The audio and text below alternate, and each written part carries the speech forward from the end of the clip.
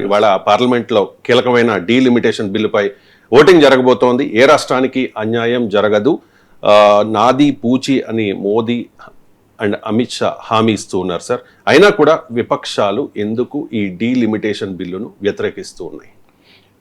మీరు అన్నట్టు నిజమే, మోడీ హామీ ఇచ్చాడు, అమిత్ షా హామీ ఇచ్చాడు. అమిత్ షా ఎక్కడి దాకా వెళ్ళాలంటే లెక్కలు కూడా చెప్పాడు.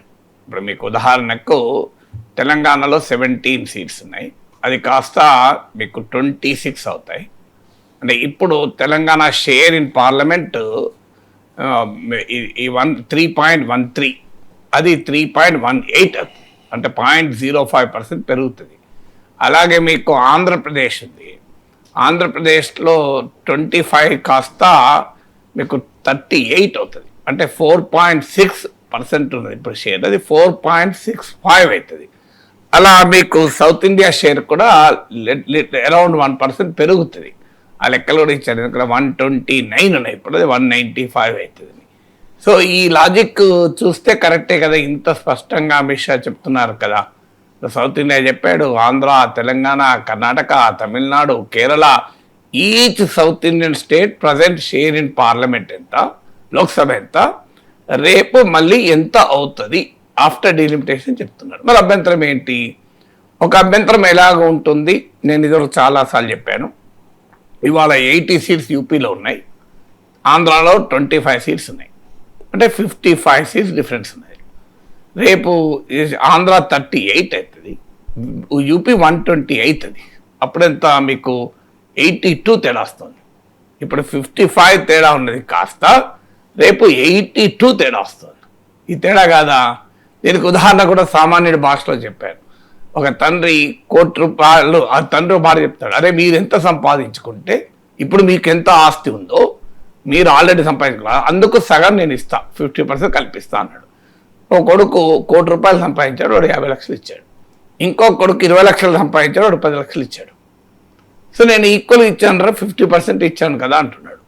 కానీ అది కోటిపై కోటి 50 లక్షలు అయింది, ఇది 20 లక్షలపై 10 లక్షలు అయింది. మరి ఈక్వలా? అందుకని ప్రతి ఒక్కటి మనం గణాంకాలతో చూడలేము. ఆల్బర్ట్ ఐన్స్టైన్ మాట అంటాడు, what counts need not be counted, what cannot be counted does count అంటాడు. సో అందువల్ల మీకు స్టాటిస్టిక్స్ పూర్తి పిక్చర్ ఇవ్వదు, ఇదొక డైమెన్షన్. కానీ అన్నిటికన్నా ముఖ్యమైనది ఏంటంటే ఈ 50% ఇస్తే కొంతైనా న్యాయం జరుగుతుంది అట్లీస్ట్. ఎందుకంటే మీకు నార్త్ ఇండియన్ షేర్తో పోలిస్తే సౌత్ ఇండియా షేర్ కొంత ప్రపోర్షనేట్గానే ఇంక్రీజ్ అవుతుంది. అక్కడ 50%, ఇక్కడ 50%. అంటే in terms of share in population మారదు, కానీ in terms of difference between number of seats north south మధ్య మారుతుంది. అట్లీస్ట్ ఇది నయం కొంతవరకు అనుకుందాం. కానీ అసలు ఆ 50% షేర్ నన్ను నమ్మండి, నేను మాటిస్తున్నాను అంటున్నాడు. మరి బిల్లులో ఉందా? ఇప్పుడు నేను నమ్మడం బిల్లులో పెడితే పని అయిపోతుంది కదా. కానీ ఇప్పుడు తీసుకొచ్చిన బిల్లులో మాత్రం ఎక్కడా 50% పెరుగుతున్న పదం లేదు. మరి ఎందుకు లేదు? మరి దీనికి ఉమెన్స్ రిజర్వేషన్తో ఎందుకు లింక్ చేస్తున్నారు? తెలిసి కూడా అపోజిషన్ దీన్ని వ్యతిరేకిస్తున్నది తెలిసి ఉమెన్ రిజర్వేషన్ లింక్ చేస్తున్నారు. ఎందుకంటే ఇలా నరేంద్ర మోడీ మాట అన్న పేపర్లు వచ్చిందండి, నాకే రాజకీయ లబ్ధి ఈ బిల్లు ఓడిపోతే. అంటే ఏంది, మీరు ఏం చేయదలుచుకున్నారు? రాజకీయ లబ్ధి కొరకు మహిళా రిజర్వేషన్ బిల్లును ఓడించాలనుకున్నది ఇది లక్ష్యం కాదా, కుట్ర కాదా? అందుకే నిన్న ప్రియాంక గాంధీ అన్నారు, మిమ్మల్ని చూసి చాణక్యుడే బరాదూర్ అన్నాడు అమిత్ షా. ఎంత క్లియర్గా చూడండి, ఎంత ఓపెన్గా చెప్తున్నాడు, నాకే రాజకీయ లబ్ధి అంటున్నాడు. అంటే మీకు రాజకీయ లబ్ధి కొరకు మహిళా రిజర్వేషన్ డీలిమిటేషన్తో లింక్ చేశారు. తెలిసి కూడా ప్రతిపక్షాలు అంగీకరించవు డీలిమిటేషన్కు. అందువల్ల డీలిమిటేషన్కి అంగీకరించకపోతే మహిళా రిజర్వేషన్లు వ్యతిరేకించారని రాజకీయ ప్రచారం చేసుకోవచ్చని కలిపి లింక్ చేశారు. 2023 సెప్టెంబర్లో మహిళా రిజర్వేషన్ బిల్లు ఆమోదించారు. ఆ రోజు కూడా ప్రతిపక్షాలు ఏం చెప్పాయి? మీరు దీన్ని వెంటనే అమలు చేయండి అన్నారు. దాన్ని ఏం చేశారు? డీలిమిటేషన్తో నెక్స్ట్ సెన్సెస్తో లింక్ చేశారు. ఎందుకు లింక్ చేశారంటే ఆన్సర్ లేదు. సో ఆ రోజు పార్లమెంట్లో ప్రతిపక్షాలు డిమాండ్ చేస్తాయి, మీరు వెంటనే అమలు చేయండి, దీన్ని ఎందుకు లేట్ చేస్తున్నారు? ఇప్పుడు కూడా డిమాండ్ చేస్తున్నాయి, మీరు ఈ రెండింటిని డీలింక్ చేయండి. 543 సీట్స్లో మీరు మహిళలకు 1/3 ఇచ్చేయండి, రేపు పెరిగినప్పుడు మళ్ళీ 1/3 పెరుగుతాయి ఆటోమేటిక్గా. ఎందుకు లింక్ చేస్తున్నారంటే ఆన్సర్ లేదు. ఈ లింక్ చేయడం ద్వారా ఇప్పుడు మోడీ ఓపెన్గా చెప్పిన స్టేట్మెంట్, మీరు ఆమోదించకపోతే నాకే రాజకీయ లబ్ధి. అందువల్ల ఆమోదించకుండా చెయ్యాలి. ఎలా ఆమోదించకుండా చేయాలి అంటే ఈ డీలిమిటేషన్తో లింక్ చేయాలి. ఎంత రాజకీయ చాణక్యం అందామా, రాజకీయ కుట్ర అందామా, మీరు ఏమన్నాండి, క్లియర్ కనబడుతుంది కదా. మీరు నన్ను నమ్మండి అంటున్నాడు అమిత్ షా. మోడీ అయితే ముమ్కిన్ హై అంటున్నారు. నమ్మండి బిల్లులు లేకపోతే. బిల్లులు ఏం చెప్పారు? ఆర్టికల్ 81, 82 కొత్త డ్రాఫ్ట్ చదవండి. ఎక్కడన్నా 50% ఉందా? మరి ఎందుకు పెట్టరు? పైగా ఏముంది, పాపులేషన్తో లింక్ చేస్తున్నారు. ఇదా మీకు ఇప్పటి వరకు పాపులేషన్తో లింక్ చేస్తారని ఉన్నా ఇంకో కండిషన్ ఉండే. ఏంటది? 25 years వరకు ఫ్రీజ్. ఇది 1974లో ఒకసారి చేశారు. మళ్ళీ మీకు 2001లో మళ్ళీ ఒకసారి చేశారు. సో ఇది క్లియర్గా ఇందిరాగాంధీ 25 years చేసింది, వాజ్పేయి 25 years చేశారు. మరి ఆ ఫ్రీజ్ ఉన్న క్లాజ్ ఇప్పుడు తీసేశారు. అంటే నెక్స్ట్ ఏం ఫ్రీజ్ లేదు. It will be link to population స్పష్టంగా చెప్తున్నారు. లింక్ టు పాపులేషన్ అయితే నష్టపోతామని సౌత్ ఇండియా మొత్తుకుంటోంది. కానీ క్లియర్గా బిల్లులో మాత్రం ఏమన్నారు? లింక్ టు పాపులేషన్ అన్నారు. కానీ నేను 50% ఇస్తా అంటుండే. ఎట్లా సాధ్యమవుతుంది? When it is link to population అంటే ఏంటి? ప్రతి ఆర్టికల్ 81, 82 ఏం చెప్తుంది? ప్రతి ఎంపీ రఫ్లీ as far as practical same number of peoples ఓటర్లకు రిప్రజెంట్ చేయాలని. మీరు ఒకవేళ 50% పెంచితే అది సాధ్యమే కాదు. ఇప్పుడు మీకు కేరళ ఎంపీ తక్కువ మంది ఉత్తరప్రదేశ్ ఎంపీ మధ్య 10 లక్షల గ్యాప్ ఉండొచ్చు. అని మీరు ఒక ప్రొవిజన్కు మరో ప్రొవిజన్కి ఎంత తేడా ఉంది చూడండి. మీరు 50% పెంచితే యాజ్ ఫార్ యాజ్ ప్రాక్టికల్ ప్రతి ఎంపీ ఈక్వల్ ఓటర్లు రిప్రజెంట్ చేయలేడు. అని ఈక్వల్ ఓటర్లు రిప్రజెంట్ చేస్తాం పాపులేషన్తో లింక్ అంటే ఖచ్చితంగా 50% పెంచరాదు. అందుకే 50% పెంచుతామన్నది బిల్లులో పెట్టడం లేదు. బిల్లులో పెట్టడానికి ఏంటి అభ్యంతరం? ఇప్పుడు ప్రతిపక్షాలు ఆందోళన చెందుతున్నాయి, సౌత్ ఇండియా ఆందోళన చెందుతోంది. బిల్లులో రాయండి స్పష్టంగా. కానీ బిల్లులో చెప్పము, నన్ను నమ్మండి అంటున్నాడు. అంటే అర్థం ఏంటి? తర్వాత ఎవరు డిసైడ్ చేస్తారని బిల్లులో ఉంది? డీలిమిటేషన్ కమిషన్ డిసైడ్ చేస్తారండి. డీలిమిటేషన్ కమిషన్లో 3 ఉంటారు. అంటే వాళ్ళు 3 ఏ రాష్ట్రానికి ఎంత కావాలి, ఎన్ని సీట్లు కావాలన్నది పాపులేషన్ ఆధారంగా డిసైడ్ చేస్తారని ఉంది. పాపులేషన్ ఆధారంగా డిసైడ్ చేస్తే 50% ఎట్లా వస్తుంది? అప్పుడు మళ్ళీ డీలిమిటేషన్ కమిషన్ నిర్ణయాన్ని సుప్రీంకోర్టు కూడా ఛాలెంజ్ చేయాలి. It is beyond judicial review. అంటే ఏం చెప్పదలుచుకున్నారు మీరు? మేమేం చేస్తాం, మేము 50% పెంచాలని అనుకున్నాం ప్రతి స్టేట్కు, కానీ డీలిమిటేషన్ కమిషన్ ఒప్పుకుంటలేదంటారు. ఇది మనకు గుర్తొస్తలేదా మీకు ఆంధ్రప్రదేశ్ పరిస్థితి? మేము పార్లమెంట్లో అడిగాం నిజమే ప్రత్యేక హోదా, తర్వాత ఫైనాన్స్ కమిషన్ రికమెండేషన్ అడవచ్చింది చెప్పినా లేదా? సరిగ్గా సేమ్ రాజకీయం ఇప్పుడు ఆడుతున్నారు. మీరు ఆంధ్రప్రదేశ్లో 2014లోని రాజకీయం ఆడారు, ఇప్పుడు దేశమంతా 2026లో వాడుతున్నారు. మీరు అంటే ఆ రోజేమో వెంకయ్య నాయుడు, అరుణ్ జైట్లీ డిమాండ్ చేశారు. 2014 ఎలక్షన్స్ అప్పుడు ప్రచారం చేసుకున్నారు. మీకు విభజన సమయంలో ప్రధానమంత్రి హామీ ఇచ్చారు. ఇప్పుడున్న హోంమంత్రి ప్రైమ్ మినిస్టర్, అప్పుడు కూడా ప్రైమ్ మినిస్టర్ హామీ ఇచ్చారు కదా. మీరు ప్రైమ్ మినిస్టర్ హామీని సభ ఏకగ్రీవంగా ఒప్పుకుంది. మరి ఎందుకు అమలు కాదు ఇప్పటికీ? మేము నమ్మండి అంటున్నారు. మరి అప్పుడు కూడా ఇదే చెప్పారు, నమ్మండి మమ్మల్ని. ఏమన్నా కాంగ్రెస్ అది చెప్తాను, బీజేపీ చెప్తాను, అభ్యంతరం ప్రత్యేక హోదాకు అన్నారు. కానీ అభ్యంతరం ఎక్కడికి వెళ్ళి పట్టుకొచ్చారు? తెలివిగా 14th ఫైనాన్స్ కమిషన్ రికమెండేషన్ పేరిట పట్టుకొచ్చారు. పోనీ 14th ఫైనాన్స్ కమిషన్ అయినా ప్రత్యేక హోదా వద్దందా? వద్దలే.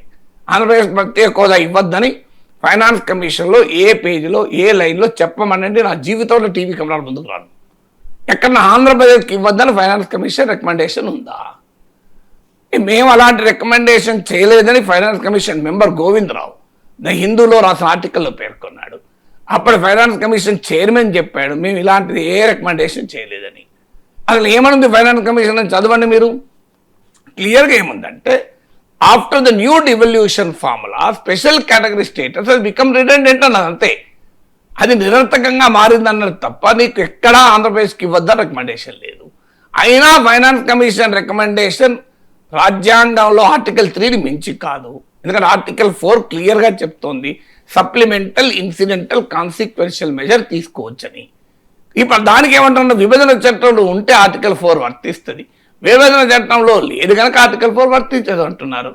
మరి విభజన చట్టంలో ఇప్పుడు కూడా చట్టం లేకపోతే ఎలా వర్తిస్తుంది? మీరు విభజన చట్టంలో ప్రత్యేక హోదా లేదు కనుక ఫైనాన్స్ కమిషన్ రికమెండేషన్ అడ్డం వస్తుంది కనుక మేము ప్రత్యేక హోదా ఇవ్వలేకపోతున్నాం అన్నది బీజేపీ వాదన కదా. సరిగ్గా ఇదే వాదన రేపు చెయ్యాలన్న గ్యారంటీ ఏంటి? మేము 50% పెంచడానికి కట్టుబడి ఉన్నాం, కానీ డీలిమిటేషన్ కమిషన్ రికమెండేషన్ ఇచ్చింది, నేనేం చెయ్యాలి? చట్టంలో లేదు కదా, చట్టంలో లేదు, డీలిమిటేషన్ కమిషన్ వద్దంటోంది, మరి దానికి సంగతి ఏంటి అని అంటే ఎవరి పరిస్థితి? ప్రత్యేక హోదా అనుభవం ఉంది కదా.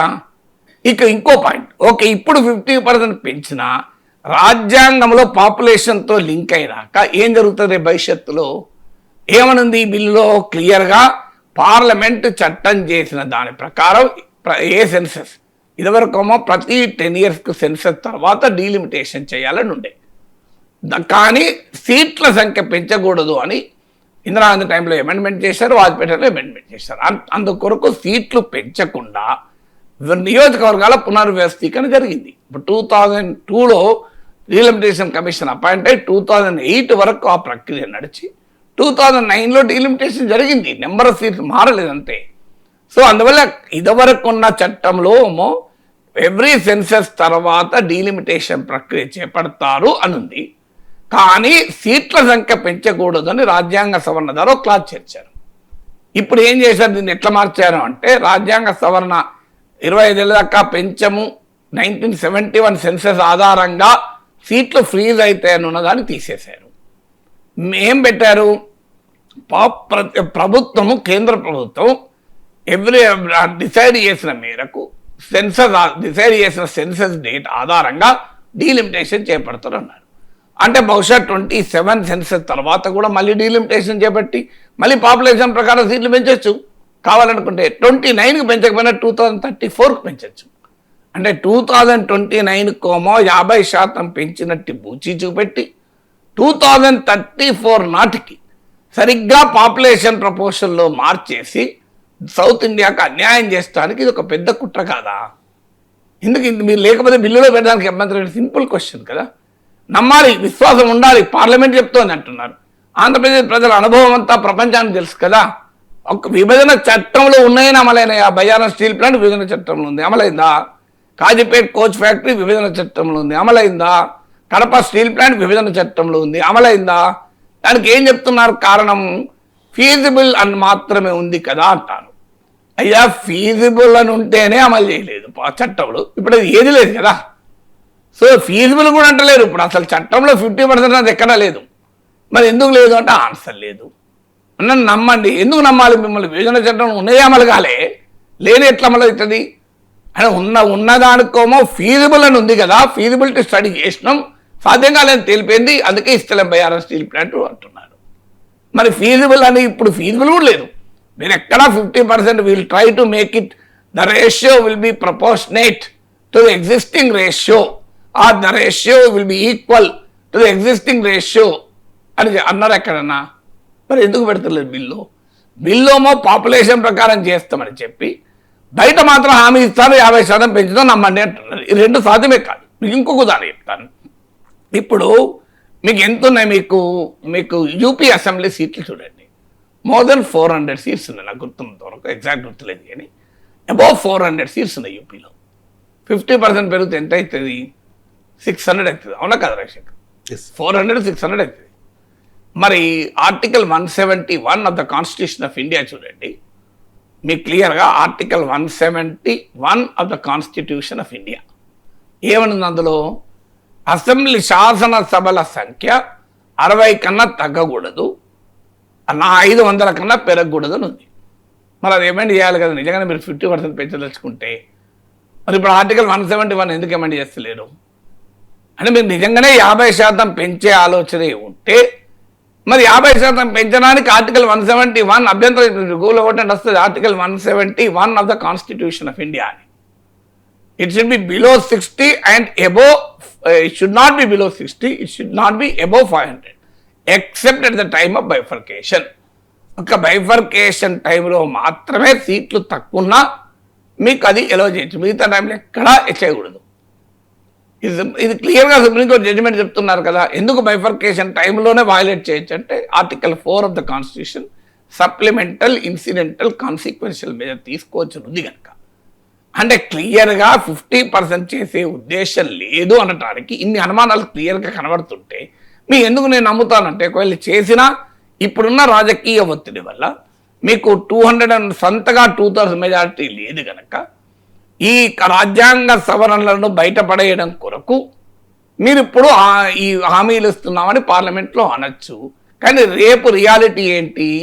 రేపు మీకు నిజంగానే 2/3 మెజారిటీ వచ్చాక సో ఈ 50% బుల్లో వచ్చేసి నెక్స్ట్ డీలిమిటేషన్ అంటే 2034 ఎలక్షన్స్లో మీరు అమలు చేయొచ్చు. 2034 ఎలక్షన్లో హాయిగా అమలు చేసుకోవచ్చు. ఎందుకంటే ఎవ్రీ సెన్సెస్ లేదు. ఎవ్రీ సెన్సెస్ అన్నా 2037లో నెక్స్ట్ సెన్సెస్ అవుతుంది. 2039 ఎలక్షన్లు కాదు, 2044 ఎలక్షన్లో సాధ్యం కాదు. కానీ తెలివిగా అది కూడా మార్చుకున్నారు. నెక్స్ట్ ఎవ్రీ సెన్సెస్ అని అనకుండా as per the parliament by law mentions a census అయితే ఆ సెన్సెస్. అంటే ఇప్పుడు ఆల్రెడీ ఇప్పుడు 2011 సెన్సెస్ ప్రకారం చేస్తున్నారు కదా, రేపు 2027 సెన్సెస్ ప్రకారం చేస్తామని చెప్పి 2030లో చేసేయచ్చు. అంటే తమకు కనుక 2/3 మెజారిటీ వస్తే అంటే ఇంత క్లియర్గా సౌత్ ఇండియాను తొక్కివేయడానికి, నాన్ హిందీ స్టేట్స్ని తొక్కివేయడానికి. ఎందుకంటే అమిత్ షా ఓపెన్గా చెప్పాడు కదా, భారతీయ ఆత్మ హిందీ అన్నాడు. అంటే భారతీయ ఆత్మలో వేరే వాటికి చోటు లేదు. అంటే హిందీ వలసవాదాన్ని మీ పైన రుద్దుతాము, మీరంతా హిందీ రాష్ట్రాల వలస రాష్ట్రాలుగా బతకాలి. అంటే హిందీ వలసవాదాన్ని రుద్దే పని చేస్తుంటే భారతదేశం సమైక్యతకి ఇది ప్రమాదం కాదా? భారతదేశ ఐక్యతకు విఘాతం కాదా? దీనికి ఆన్సర్ చెప్పాలి కదా. డీలిమిటేషన్ పై చర్చ సందర్భంగా బీజేపీ ఎంపీ తేజస్వి సూర్య తెలుగు రాష్ట్రాల విభజనపై వివాదాస్పద వ్యాఖ్యలు చేశారు. ఒకసారి తేజస్వి సూర్య బయట ప్లే చేయండి.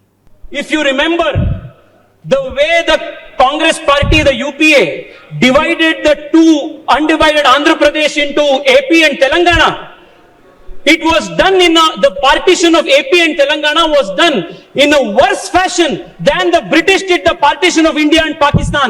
This is the kind of legacy they have, Adhyaksha. Because if you remember the way the Congress party, the UPA, divided the two undivided Andhra Pradesh into AP and Telangana, it was done the partition of AP and Telangana was done in a worse fashion than the British did the partition of India and Pakistan.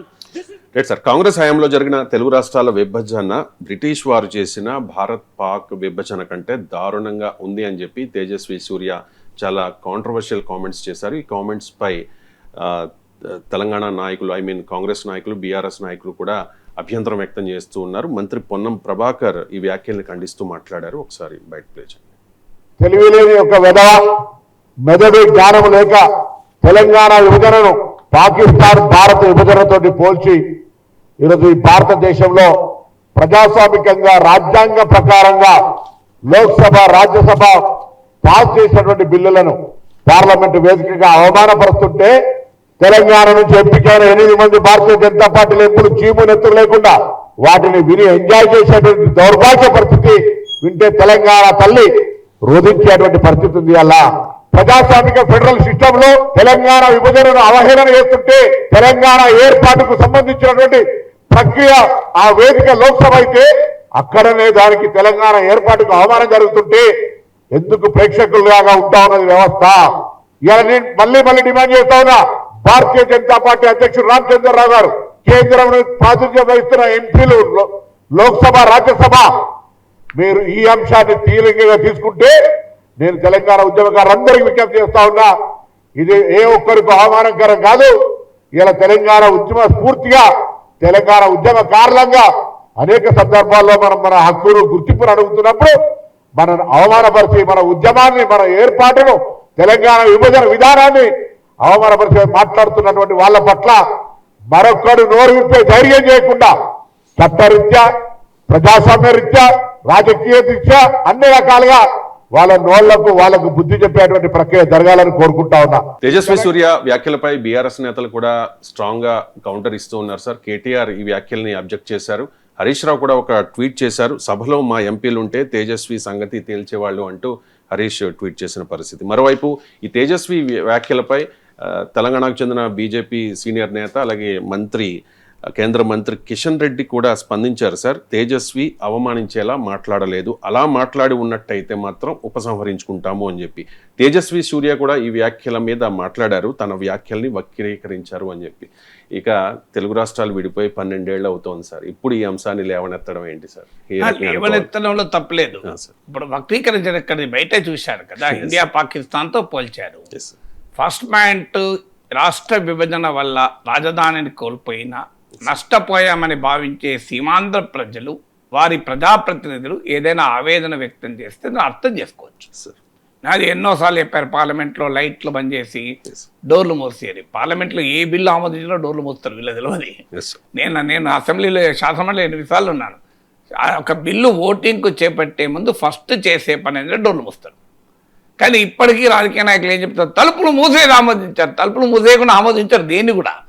మీరు any bill process ఏంటంటే సభలో non members ఉండకూడదని ఆదేశిస్తారు, సభలో డోర్లు మూసేస్తారు, ఎవరిని లోపలికి రానివ్వరు. That is the rule. Even నాకు గుర్తున్న వరకు అసలు ఆ స్టాఫ్ కూడా ఉండరు ఎవరు. That is the rule for voting అనే బిల్. దాన్ని తలుపులు మూసేదాన్ని తలుపులు తెరిసేమన్నా ఓటింగ్ పెట్టుకుంటారా ఎక్కడన్నా? మీకు నాకు అర్థం కాని అంశం. పోనీ అయినా కూడా సీమాంధ్ర ప్రజలకు అభ్యంతరం ఉంటే నేను అర్థం చేసుకుంటా, ఎందుకంటే ప్రాపర్ కన్సల్టేషన్ చేయాల్సిందే. కానీ ఇక్కడ ఏంటి, బీజేపీ అభ్యంతరం చెప్తోంది, ఇది కాంగ్రెస్ హయాంలో తెచ్చిన చట్టం అంటున్నాడు. తెలంగాణ బీజేపీ నాయకులు తెలంగాణ ప్రజలకు దగ్గర పోయి మేము తేలే, తెలంగాణ కాంగ్రెస్ తెచ్చిందని చెప్పుకోమనండి, అభ్యంతరం ఏం లేదు.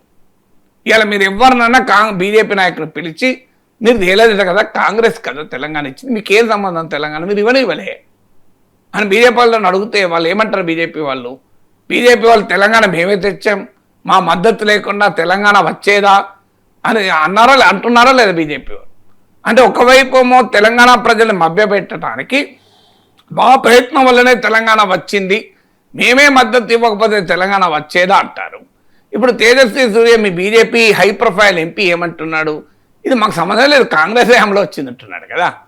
మరి కాంగ్రెస్ హయాంలో వచ్చిన బిల్లుకు మీరెందుకు క్రెడిట్ తెచ్చుకుంటున్నారు తెలంగాణ ఏర్పాటుకు? అంటే తెలంగాణ ఏర్పాటును బీజేపీ వ్యతిరేకిస్తోంది అని క్లియర్గా అర్థమవుతుంది కదా. ఇంత స్పష్టంగా మీ బీజేపీ హై ప్రొఫైల్ ఎంపీ అంటే దాన్ని వక్రీకరించడం ఎక్కడిది? తెలంగాణ ఎంపీలైన 8 మంది ఉన్నప్పుడు మంత్రులతో సహా లేచి నిలబడి ఇది మేము అభ్యంతరం పార్టీ బీజేపీ ఎప్పుడు ఏం చెప్తుంది, నేషన్ ఫస్ట్ పార్టీ నెక్స్ట్ అంటారు. మరి స్టేట్ ఫస్ట్ కాదా? అంటే పార్టీ ఫస్ట్ స్టేట్ నెక్స్టా? అంటే తెలంగాణకున్న 8 మంది ఎంపీలు వాళ్ళకి పార్టీ ఫస్ట్ రాష్ట్రం నెక్స్టా? క్లియర్గా నిరూపించుకున్నారు కదా, మాకు పార్టీ ముఖ్యం రాష్ట్రం ముఖ్యం కాదు, మా పదే ముఖ్యం. ఎందుకంటే పార్టీని వ్యతిరేకిస్తే ఎంపీ పోతుంది, తెలంగాణ వ్యతిరేకిస్తే ఏమవుతుంది, ప్రజలు మళ్ళీ అప్పుడు టైంకి ఏదైనా చెప్పుకోవచ్చు. ఓపెన్ కదా. ఈ తెలంగాణ 8 మంది బీజేపీ ఎంపీలు తలవంచుకొని ఉండాల్సిన అవసరం ఏం కర్మేం పట్టింది అంటున్నా. తేజస్వి సూర్య వైఖరి మన పార్టీ వైఖరి కాదు, మన పార్టీ కూడా సహకరించింది. ఆ రోజు సుష్మా స్వరాజ్ ఇదే లోక్సభలో ప్రతిపక్ష నేతగా ఉండి మాట్లాడారు, మద్దతు ఇచ్చారా లేదా? మీరు పెద్దమ్మకే కాదు చిన్నమ్మకు కూడా, సోనియమ్మకే కాదు చిన్నమ్మకు కూడా మీరు థ్యాంక్స్ చెప్పాలని అన్నదా లేదా? మరి ఎందుకు థ్యాంక్స్ చెప్పాలంటే ఇలా భారత్ పాకిస్తాన్ లాగా విడగొట్టినందుకు సుష్మా స్వరాజ్ థ్యాంక్స్ చెప్పాలా? అసలు ఇంతకన్నా అన్యాయమైందో తెలంగాణ ప్రజలు అవమానించిన కదా ఇది. అసలు తెలంగాణ ఏర్పాటు పట్ల బీజేపీకి ఉన్న కసిని తెలియజేస్తుంది కదా ఇది. ఇంత కసి వ్యక్తం చేయడం ఇప్పుడే కాదు, నరేంద్ర మోడీ గతంలో అన్నాడు తల్లిని చంపి బిడ్డను తీసిండ్రు అన్నారు. మరి తల్లిని చంపినప్పుడు మీరు ఆంధ్రప్రదేశ్లో తల్లి కదా, దాన్ని ఆంధ్రప్రదేశ్ కొరకు ఏమైనా చేయాలి కదా. ఆ తల్లి కోసం ప్రత్యేక హోదా ఇవ్వమని అడిగితే మమ్మల్ని తిడుతున్నారు, బూతులు తిడుతున్నారు.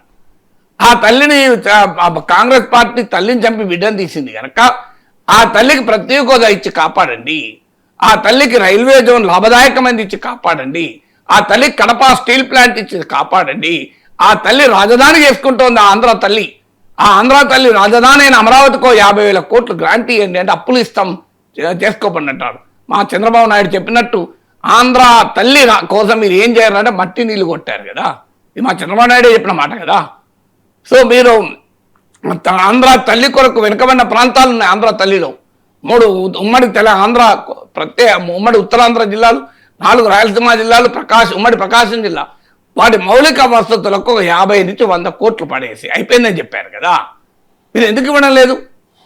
ఒక్కదానికైనా మీరు చేయకుండా విజయవాడ మెట్రో ఆంధ్ర తల్లిలో భాగం కదా. తల్లిని చంపారు కదా కాంగ్రెస్ పార్టీ, మీరు బతికించండి ఇవన్నీ ఇచ్చి అంటే ఇవ్వమని అడిగితే ఇంకా నిండు బుద్ధులు పెడతాం. ఇది ఒక కొత్త, అది బీజేపీ కూడా తెలుగుదేశం వాళ్ళు మళ్ళీ అది మేమేమడుగుతున్నాం, ఆంధ్ర తల్లిని ఇవ్వమని అడుగుతున్నాం. అదో ఇప్పుడు ఏం మాట్లాడతారు మరి మీరు ఇప్పుడు ఆంధ్ర తల్లిని చంపి బిడ్డను తీశారని అంటారు, ఇలా భారత్ పాకిస్తాన్ విభజనతో పోలుస్తారు. అసలు ఏమైనా రాజ్యాంగ సెన్స్ ఉన్న స్టేటస్ అట్లా మాట్లాడతారా? సో ఆంధ్రప్రదేశ్ రాష్ట్ర పునర్వ్యవస్థీకరణ చట్టం ఇటీవలనే అమరావతికి సవరించారు కదా.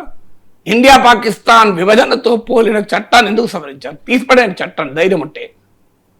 మీరు ఇండియా పాకిస్తాన్ విభజనతో పోల్చిన ఆంధ్రప్రదేశ్ రాష్ట్ర పునర్వ్యవస్థీకరణ చట్టానికి ఎలా సవరణ చేస్తారు? మీరు సవరణ చేసేటప్పుడు ఆ చట్టాన్ని రద్దు చేయాలి కదా.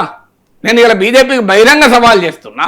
మీ దృష్టిలో ఆంధ్రప్రదేశ్ రాష్ట్ర పునర్వ్యవస్థీకరణ చట్టం, ఆంధ్రప్రదేశ్ విభజన చట్టం ఇండియా పాక్ విభజనతో సమానమైతే మళ్ళీ కొత్త చట్టం చేసి దాన్ని రద్దు చేయండి. ఎందుకు చేయడం లేదు మీరు చెప్పండి? కొత్త చట్టం చేయండి, ఆర్టికల్ 3 ప్రకారం చేసి రద్దు చేయండి. అది కదా మీ కమిట్మెంట్కి నిదర్శనం. సో అందువల్ల ఇలా చెప్పమో ఆంధ్రప్రదేశ్లో ఓట్లు తెచ్చుకుంటారు, ఈ రాష్ట్రాన్ని ఇలా విభజించాం, మళ్ళీ తెలంగాణకి వచ్చి మేమే తెలంగాణ ఇచ్చినామంటారు. రెండింటిలో ఏదో ఒకటి నిజం ఉంటుంది కదా. మీరు నిజాయితీ చెప్పండి.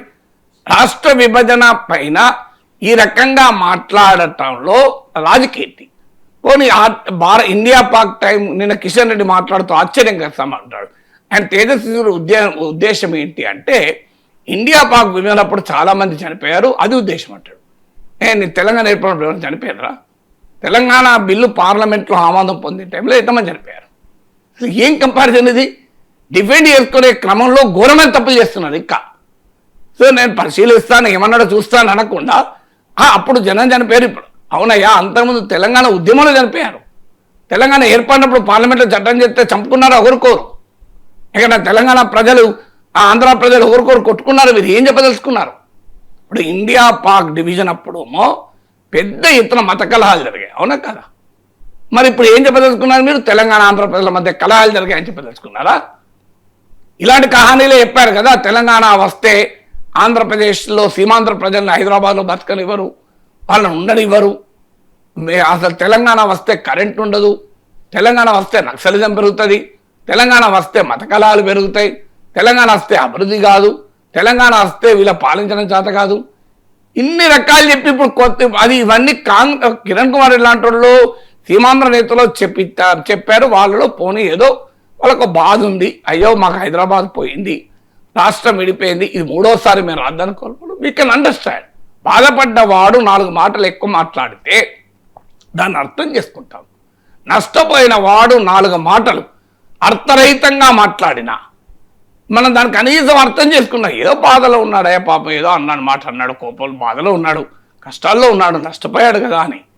కానీ తేజస్వికి ఏం నష్టం వచ్చింది నాకు అర్థం కాదు. బీజేపీకి ఏం నష్టం వచ్చింది? ఉమ్మడి రాష్ట్రంలో బలమే లేదు. ఇప్పుడు విడిపోయాక మంచి ఆంధ్రప్రదేశ్లో ప్రభుత్వంలో ఉన్నారు, తెలంగాణలో 8 ఎంపీలు వచ్చాయి కదా. రాష్ట్ర విభజన వల్ల అత్యధికంగా లాభం పొందిన పార్టీ ఏది నాకు చెప్పండి? లెక్కదిద్దాం. కాంగ్రెస్ ఉమ్మడి రాష్ట్రంలో అధికారంలో ఉండే, ఆంధ్రలో 0కి వచ్చింది, తెలంగాణలో 11 ఏళ్ల తర్వాత అధికారం వచ్చింది. లాభం పొందలేదు కదా కాంగ్రెస్. మీకు టీడీపీ తెలంగాణలో ఒకప్పుడు బలమైన పార్టీ, ఇప్పుడు తెలంగాణలో లేదు పార్టీ. ఆంధ్రలో అధికారంలోకి వచ్చింది. వైఎస్ఆర్ కాంగ్రెస్ రాజశేఖర రెడ్డికి అనుకూలంగా 2009 అసెంబ్లీ ఎలక్షన్లో 50 మంది ఎమ్మెల్యేలు గెలిపించిన తెలంగాణ సమాజం. బీఆర్ఎస్ 10 సీట్స్ ఇస్తే రాజశేఖర నాయకుడు కాంగ్రెస్ 50 సీట్స్ ఇచ్చింది. ఇలా వైఎస్ఆర్ కాంగ్రెస్ లేదు తెలంగాణలో. లాభపడ్డది ఓన్లీ భారతీయ జనతా పార్టీ రాష్ట్ర విభజన వల్ల. మీరు గమనించండి, మీకు ఉమ్మడి రాష్ట్రంలో కమ్యూనిస్ట్ పార్టీలో సీట్లు ఉండే, ఇప్పుడు విభజిత రాష్ట్రంలో ఆంధ్రలో 1 సీట్ లేదు కమ్యూనిస్ట్ పార్టీకి, 2 సిపిఐ-సిపిఐకు, తెలంగాణలో 1 సీట్ ఉంది. మరి లాభపడ్డది ఓన్లీ బీజేపీ కదా. ఆంధ్రలో అధికారంలో ఉన్నారు, తెలంగాణలో 8 పార్లమెంట్ సీట్లు వచ్చాయి, 8 ఎమ్మెల్యే సీట్లు వచ్చాయి. సో రాష్ట్ర విభజన వల్ల అత్యధికంగా లాభపడిన భారతీయ జనతా పార్టీ ఇలా రాష్ట్ర విభజనను అవహేళన చేస్తూ మాట్లాడితే దాన్ని తెలంగాణ భారతీయ జనతా పార్టీ నాయకుడు సమర్థిస్తే కనీసం మౌనంగానే ఉండండి అయ్యా. మీకు party first, Telangana next, fine. మరి ఎందుకంటే పార్టీ ఇచ్చింది ఎంపీ సీట్లు, ఆ ఎంపీ సీట్ల కొరకు మీరు ఏదో రాజీ పడ్డారనుకుంటాం. కానీ మీరు ఇలా సమర్థిస్తుంటే బాధేస్తుంది కదా. కనీసం తెలంగాణ బిడ్డలుగా, తెలుగు బిడ్డలుగా కామ్గా ఉండండి. పోనీ మౌనంగా ఉండండి. మౌనంగా ఉంటే మీ పేరు క్రమశిక్షణ చర్య తీసుకోరు కదా. అంటే మౌనంగా ఉంటే కూడా పార్టీ చర్యలు తీసుకున్న భయపడి మీరు సమర్థిస్తున్నారు తేజస్వి సూర్యను. సో ఇండియా పాకిస్తాన్ పోలిక ఏంటి అసలు? ఒక దేశ విభజన ఎవరు అంగీకరించరు, కానీ రాష్ట్ర విభజన రాజ్యాంగంలో ఉంది కదా ప్రక్రియ. కాకినాడ తీర్మానంలో 1 ఓటు 2 రాష్ట్రాలు అన్నది బీజేపీ కదా.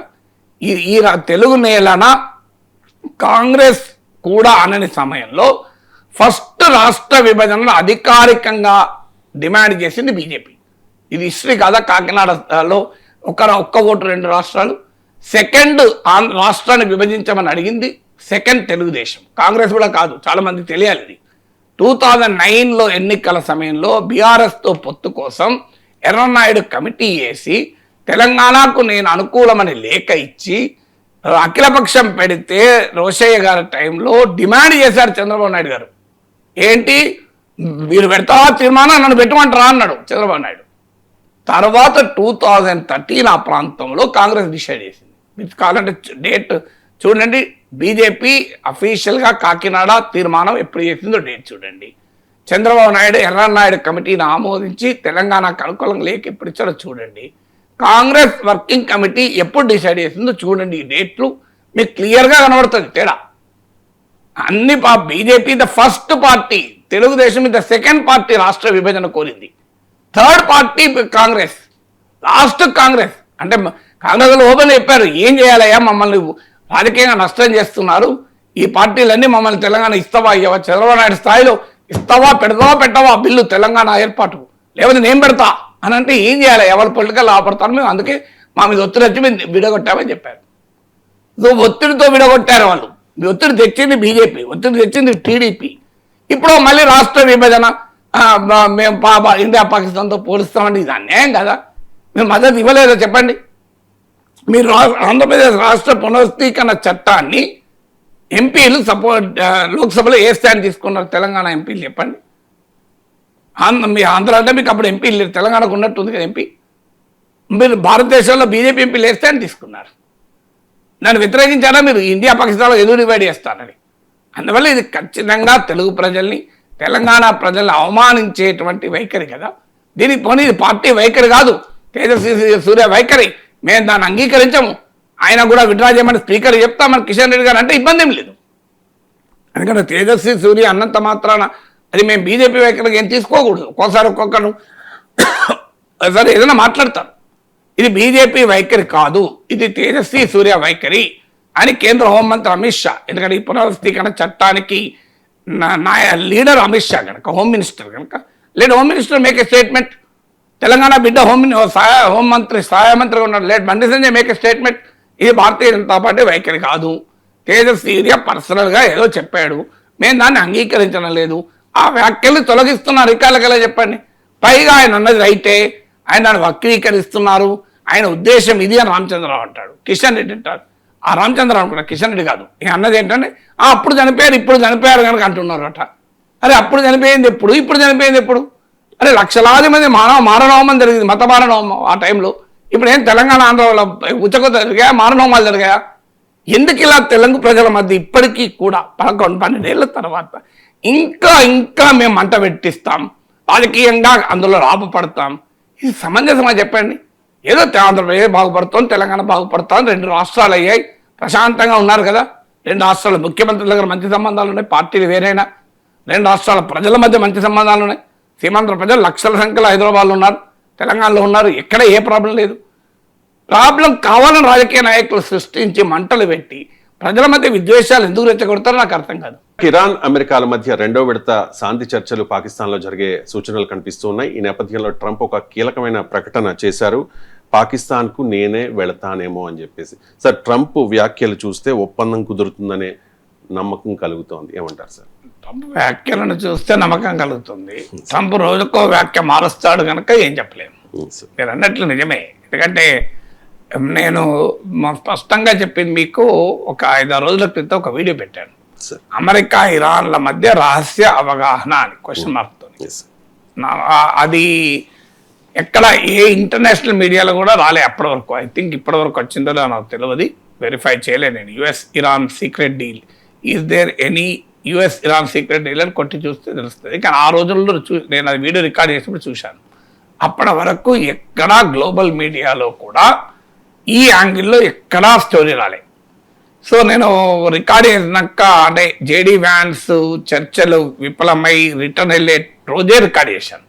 నాకే కాస్త ఆలోచించాను, ఏమో మరి ఎవరు అనక ముందు ఈ విశ్లేషణ నేను చేస్తే ఎక్కడన్నా బ్యాక్ క్లాష్ వస్తుందేమో అని ఆగాను. 4 రోజుల తర్వాత పెట్టాను అది, మళ్ళీ చర్చలకు రెడీ అని ట్రంప్ చెప్పినాక పెట్టాను. సో ఇవాళ చూస్తుంటే నాకు నేను ఆ రోజు చేసిన విశ్లేషణ 5-6 రోజుల కింద చేసిన విశ్లేషణ 60,000 మంది చూశాను నా ఛానల్లో. అమెరికా ఇరాన్ల మధ్య రహస్య అవగాహన అని. సో బహుశా అదేమన్నా నిజమా అనే అనుమానం అయితే కలుగుతుంది. సో ట్రంప్ యుద్ధం ఆగిపోతుంది అన్నాడు, మీకు ఎక్కడా కాల్పుల విరమణ ఉల్లంఘన లేదు, మీకు ఇజ్రాయిల్ను కూడా తోవకు తెస్తున్నారు.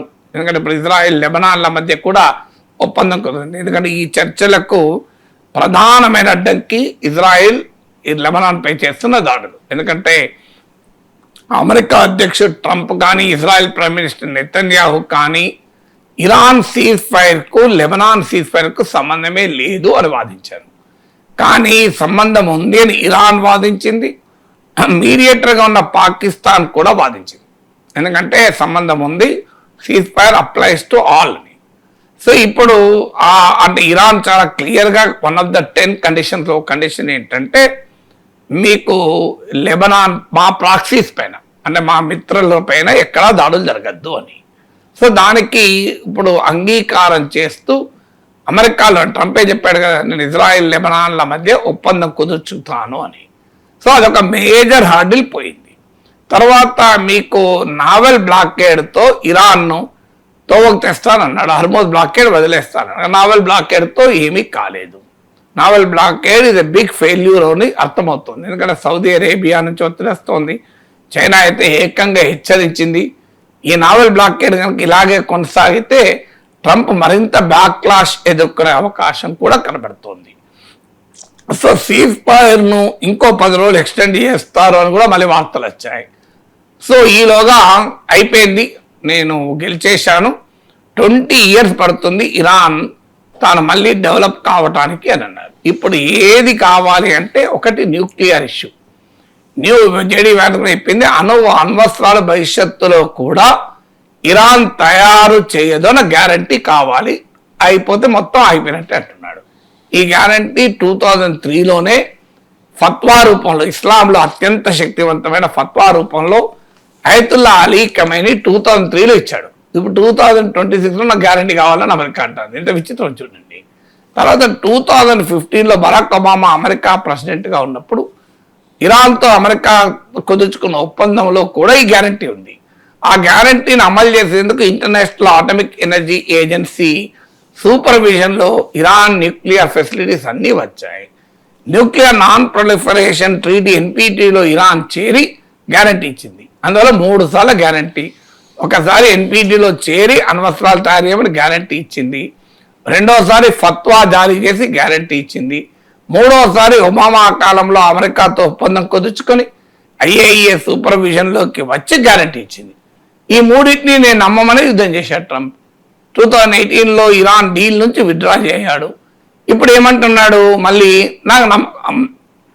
ఇరాన్ హామీ ఇస్తుంది అనుకోండి. ఏంటి గ్యారంటీ?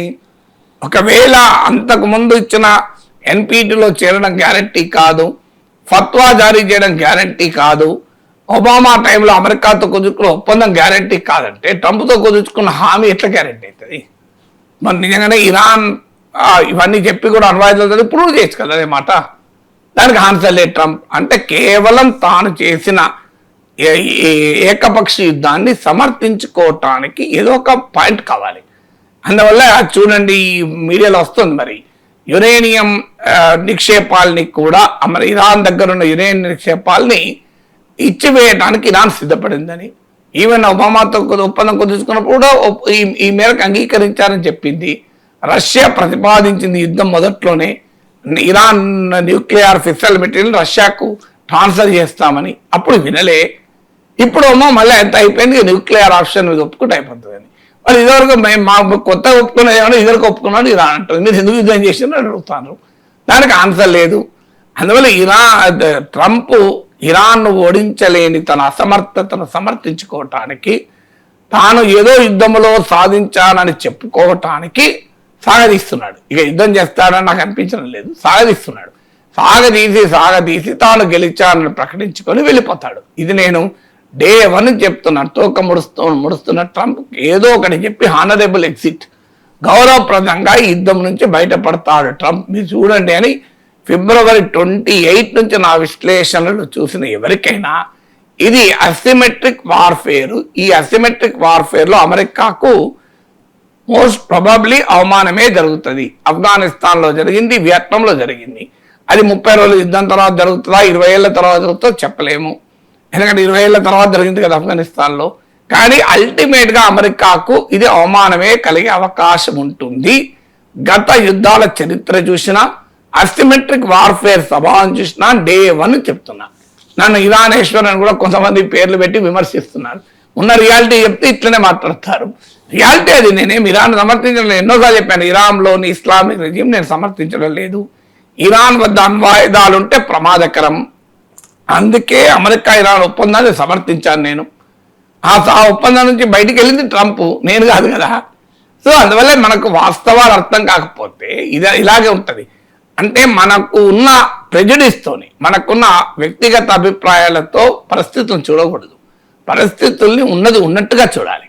ఉన్నది ఉన్నట్టుగా చూడలేని విశ్లేషకులు కానీ, రాజకీయ పార్టీల అభిమానులు కానీ, ఉన్నది ఉన్నట్టుగా తమ అభిప్రాయాలను నిజమనుకొని భావించేవారు నిజం చెప్పినా నమ్మరు. అదే జరుగుతుంది కదా. ఇప్పుడు నేను February 28 నుంచి చెప్తున్నా, ఈ యుద్ధంలో అల్టిమేట్గా ఏమీ అమెరికా సాధించదు అని. మ్యాక్సిమం అయితే రెజ్యూమ్ని వీకెండ్ చేస్తుంది, చంపేస్తుంది, మిలిటరీని దెబ్బతీస్తుంది. ఫైనల్గా ఇరాన్ పైన అమెరికా గెలవదు. అంటే గెలవదు అంటే అర్థం ఏంటి?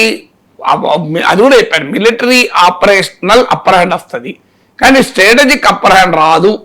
అంటే ఈ యుద్ధంలో ఎప్పుడు కూడా మిలిటరీ విజయం సరిపోదు, వ్యూహాత్మక విజయం కావాలి అని. ఇప్పుడు వ్యూహాత్మక విజయం ఎక్కడ వస్తుంది ట్రంప్కి చెప్పండి. సో అందువల్ల ట్రంప్ యుద్ధం నుంచి పారిపోవడానికి సిద్ధపడుతున్నాడు. లెబనాన్తో 10 రోజుల కాల్పుల విరమణకు ఇజ్రాయెల్ అంగీకరించింది. ఈ విషయాన్ని ట్రంపే స్వయంగా ప్రకటించారు. సార్, ఇజ్రాయెల్ అండ్ లెబనాన్ల మధ్య కాల్పుల విరమణ చాలా నిజంగానే అమలైతే ఆహ్వానించాలి. కానీ నెతన్యాహు ఎంత మేరకు అమలు చేస్తారో నమ్మకము నాకు డౌట్. ఎందుకంటే 2024లో కూడా ఇలాగే హిజ్బుల్లాతో కాల్పులను కుదుర్చుకున్నాడు, ఉల్లంఘించారు. హమాస్తో కాల్పులను కుదుర్చుకున్నారు, ఉల్లంఘించారు. America needs ceasefire. Israel నెతన్యాహుకు అవసరం లేదు. నెతన్యాహు నిరంతర యుద్ధాలతో బతుకుతాడు. నెతన్యాహు స్వభావం అది. అందులో ఇజ్రాయెల్ స్వభావం అది, నెతన్యాహు స్వభావం ఇది. ఇలా కొత్త కాదు, ఇప్పుడు కాదు. లెబనాన్ హిస్టరీ ఏంటి? చాలా మందికి లెబనాన్ హిస్టరీ తెలియదు. Lebanon was French colony. 1943 I think independence వచ్చింది. 43 కన్నా ముందు. అంతకుముందు లెబనాన్ అనేక రకాల రాజుల పాలనలో, ఒట్టమాన్ ఎంపైర్లో, రోమన్ ఎంపైర్లో, ఇలా రకరకాల సామ్రాజ్యాల, ఇస్లామిక్ ఖిలాఫత్ల కింద, ఖలీఫత్ల కింద, ఇలా రకరకాల రాజ్యాల కింద ఉండే ఫైనల్గా అది ఫ్రెంచ్ కాలనీ అయింది. 1943లో అది ఫ్రెంచ్ కాలనీగా నుంచి స్వాతంత్రం పొందింది. అప్పుడు మీకు ఇక్కడ ఉన్న డెమోగ్రఫీ కూడా చాలా ఆసక్తిగా ఉంటుంది. లెబనాన్ క్రిస్టియన్స్ ఉంటారు, సున్నీ ముస్లిమ్స్ ఉంటారు, షియా ముస్లిమ్స్ ఉంటారు. As of now Shia Muslims 40% Lebanon పాపులేషన్లో. సో దీనికి తగినట్టుగా ఒక ఒప్పందం కుదుర్చుకున్నారు. ఆ ఒప్పందం ప్రకారం క్రిస్టియన్ ప్రెసిడెంట్ ఉంటాడు, సున్నీ ముస్లిం ప్రైమ్ మినిస్టర్ ఉంటాడు, షియా ముస్లిం స్పీకర్ ఉంటాడు. సో ఈ అగ్రిమెంటు తోని లెబనాన్ 1943 నుంచి 70s వరకు బాగానే నడిచింది వ్యవహారం. కొన్ని ఇబ్బందులు ఉన్నా కూడా 71లో పాలస్తీనా లిబరేషన్ ఆర్గనైజేషన్ జోర్డాన్ నుంచి మీకు లెబనాన్కు మూవ్ అయింది. PLOను తరిమి కొడుతూ, పాలస్తీనియన్లు తరిమి కొడుతూ ఇజ్రాయెల్ 1978లో వార్ మొదలుపెట్టింది. అంటే తమ బార్డర్లో పాలస్తీన్లు ఉండకూడదని. ఆ తర్వాత లెబనాన్లోనే ఉండకూడదని 1982లో వార్ చేసి సౌత్ లెబనాన్ ఆక్రమించుకొని PLOను తరిమి కొట్టింది. PLO అయితే వెళ్ళిపోయింది, కానీ షియాలలో ఉండేటువంటి ఆగ్రహ జాలల నుంచి హిజ్బుల్లా పుట్టింది. హిజ్బుల్లా పుట్టిన తర్వాత లెబనాన్లో ఉన్న అమెరికా, ఫ్రెంచ్ ఫోర్సెస్ను విడ్రా చేయడానికి హిజ్బుల్లా కారణమైంది. పెద్ద ఎత్తున అమెరికా ఎంబసీ ఇన్ బీరూట్ పైన దాడి చేసింది. అమెరికన్ ఫ్రెంచ్ సోల్జర్స్ని హిజ్బుల్లా చంపేసింది. అల్టిమేట్గా అమెరికా తోకముడిచి 1980s 83 ఆ ప్రాంతంలోనే వెళ్ళిపోయింది. వెళ్ళమని చెప్పి అప్పుడు I think subject to correction Ronald Reagan president declare చేసి పారిపోయాడు. సో 83 40 ఏళ్ల క్రితమే అనుభవం ఉంది అమెరికాకి. ఇదేం ట్రంప్ కొత్తవాడు కాదు పారిపోవడానికి. మీరు ఆఫ్ఘనిస్తాన్లో పారిపోయారు, లెబనాన్లో పారిపోయారు, వియత్నాంలో పారిపోయారు, ఇరాన్లో పారిపోయారు, చాలా సార్లు జరిగింది ఇది. ఇరాక్ ఇప్పుడు సో అందువల్ల లెబనాన్లో 40 years క్రితమే జరిగింది. ఆ తర్వాత 2000 మీకు తర్వాత ఈవెన్ ఇజ్రాయిల్ కూడా 1982 నుంచి మీకు 2000 వరకు 18 years ఇజ్రాయెల్ ఆక్యుపేషన్ ఉండే సౌత్ లెబనాన్. 2000లో ఇజ్రాయెల్ కూడా వెళ్ళిపోయింది, పారిపోయిందని చెప్పాలి ఒక రకంగా హిజ్బుల్లా దాడికి. అయినా మళ్ళీ 2006లో యుద్ధం చేసింది మళ్ళీ. సో ఇలా అనేక సార్లు లెబనాన్ ఇజ్రాయెల్ల మధ్య ఉన్న టెన్స్ రిలేషన్షిప్కి హిస్టరీ ఉంది. అది ఎంత మేరకు ఈ సీజ్ ఫైర్ శాశ్వత శాంతిగా ఉంటుందో తెలియదు. కానీ బట్ ఇప్పుడు అమెరికా ఇరాన్ల మధ్య ఒప్పందం కుదరాలి అంటే అనివార్యంగా లెబనాన్ ఇజ్రాయెల్ల మధ్య ఒప్పందం కుదరాలి. అది ఆ ఒప్పందం కుదరనంత కాలం ఈ ఒప్పందం కుదరదు. కానీ మౌలికంగా ఏంటి, ఇజ్రాయిల్ అనే దేశాన్ని నాశనం చేయాలన్నది లెబనాన్లోని హిజ్బుల్లా లక్ష్యం. హిజ్బుల్లాకు ఇజ్రాయిల్కు ఒప్పందం కుదిరితే ఈ లక్ష్యం ఏమైనా మార్చుకుంటుందా హిజ్బుల్లా? కాదు. అసలు గ్రేటర్ ఇజ్రాయెల్ ఏర్పాటు చేయాలి, ఎక్కడా పాలస్తీనీయులు అరబ్ ముస్లిమ్స్ ఉండకూడదు, ఈ ప్రాంతం అంతా యూదుల పాలనలోకి రావాలన్నది ఇజ్రాయిల్ లక్ష్యం. ఆ లక్ష్యం ఉన్నంత కాలం శాంతి సాధ్యం కాదు. ఇప్పటికైనా ఇజ్రాయిల్ అయినా హిజ్బుల్లా అయినా, ఇజ్రాయిల్ అయినా హమస్ అయినా, ఇజ్రాయిల్ అయినా ఇరాన్ అయినా గుర్తించాల్సింది డ్యూరబుల్ అండ్ పర్మనెంట్ పీస్కు మార్గము 1948లో యునైటెడ్ నేషన్ చేసిన రెజల్యూషన్ ప్రకారం పాలస్తీనా అంటే ప్రాచీన పాలస్తీనా భూమిని రెండుగా డివైడ్ చేసి యూదులకు ఇజ్రాయిల్, అరబ్ ముస్లింలకు పాలస్తీనా దేశాన్ని ఏర్పాటు చేస్తేనే శాశ్వత శాంతి వస్తుంది. ఇది నెతన్యాహు ఎట్టి పరిస్థితుల్లో అంగీకరించాడు. ఇజ్రాయిల్లోని ఫార్ రైట్, ఎక్స్ట్రీమ్ రైట్ ఒప్పుకోదు. అది ఒప్పుకోనంత కాలం హిజ్బుల్లా ఇజ్రాయెల్ నాశనం చేయాలన్న తమ లక్ష్యాన్ని వదులుకోదు. హమస్ ఇజ్రాయెల్ నాశనం చేయాలన్న లక్ష్యాన్ని వదులుకోవు. హమస్కు హిజ్బుల్లాకు మద్దతు ఉన్న ఇరాన్ ఇజ్రాయెల్ నాశనం చేయాలన్న లక్ష్యాన్ని వదులుకోవు. అందువల్ల గ్రేటర్ ఇజ్రాయెల్ అనే కాన్సెప్ట్ను ఇజ్రాయెల్ వదిలేస్తే తప్ప ప్రాక్టికల్గా సాధ్యం కాదు శాంతి. అయితే తాత్కాలికంగా వ్యూహాత్మకంగా కొన్నిసార్లు ఓరు వెనక్కు తగ్గచ్చు, ఇంకోసార్లు ఇంకో వెనక్కు తగ్గచ్చు. గతంలో గాజా నుంచి ఇజ్రాయెల్ వెళ్ళిపోతేనే కదా హమస్ ఎలక్షన్స్లో గెలిచింది. హమస్ అధికారంలోకి ఎట్లా వచ్చింది? గాజాలో ఎన్నికలు జరిగితే గాజాలో గెలిచింది హమస్. ఎందుకు ఎన్నికలు జరిగినా ఇజ్రాయెల్ వెళ్ళిపోయినాకనే. లెబనాన్ నుంచి 2000లో 18 years ఆఫ్ ఆక్యుపేషన్ వదులుకొని వెళ్ళిపోయింది ఇజ్రాయెల్. మళ్ళీ వచ్చింది, వెళ్ళిపోతుంది, మళ్ళీ వస్తుంది. ఎందుకంటే బేసిక్ లక్ష్యం అసలు లెబనాన్ ఎగ్జిస్టెన్స్ను, పాలస్తీనా ఎగ్జిస్టెన్స్ని ఇజ్రాయెల్ గుర్తించదు. సో ఇజ్రాయిల్ గ్రేటర్ ఇజ్రాయిల్ వదులుకుంటే తప్ప ఈ దాడులు యుద్ధాలు ఆగవు. రామ లక్ష్మణులను ఉద్దేశించి సినీ నటుడు ప్రకాష్ రాజ్ వివాదాస్పద వ్యాఖ్యలు చేశారు సార్. ఈ వ్యాఖ్యలపై ఒక కేసు కూడా నమోదైంది. వ్యాఖ్యలను ఒకసారి టెలికాస్ట్ చేయండి. They rewrote Ramayana in the play. Then suddenly Rama, Lakshmana, Sita came. So they are coming down to south and Lakshmana says, Rama, what lucky? No, there is one forest here. Rama says, no, it is somebody's land. It's somebody's farm. Oh, there are fruits. Can we eat? Yeah. But is it stealing? No, if you are hungry, we can eat. As they are eating, the Shurpanaka and Ravana ant come. And Shurpanaka is very angry. It says, Anna, somebody is eating our fruits. And the Anna Ravana says, no, they are hungry. Let them eat. We can talk to them later. After they have eaten, they come and this Rama, Lakshmana says, hey, lucky. Rama calls Lakshmana lucky. Hey, lucky, some tribals have come. They say, no, we are the owners. Please. Now, since you have eaten the fruit, you have to pay the price. Then, what is the price? And she calculates, Shurpanaka, and says $2,000 with GST. And they say, no, we don't have money. Then Ravana says, give them some discount. Okay, 20% discount. No, we don't have. So, in spite giving discount, if you don't have the money, then you are not tourists here. You have come in search of food. So, what you do, since you have eaten the fruits, the seeds are there, no? Plant it, turn it into a tree and go. What is your name? Oh, I am Rama from North. Yeah, I am Ravana from South. Nice meeting you. These children said politics. You guys want to come. Don't force your Hindi. Learn Malayalam. No. You have come to work here. Don't become a manager of a bank and ask us not to eat beef. We will do a beef festival. Like, come do something, work something, respect our culture. చాలా వెటకరంగా మాట్లాడారు sir. ఉత్తర భారతదేశం నుంచి వచ్చిన రామలక్ష్మణులు దక్షిణాదిలో ఒక పొలంలోకి ప్రవేశించి పండ్లను దొంగిలించి తిన్నారు.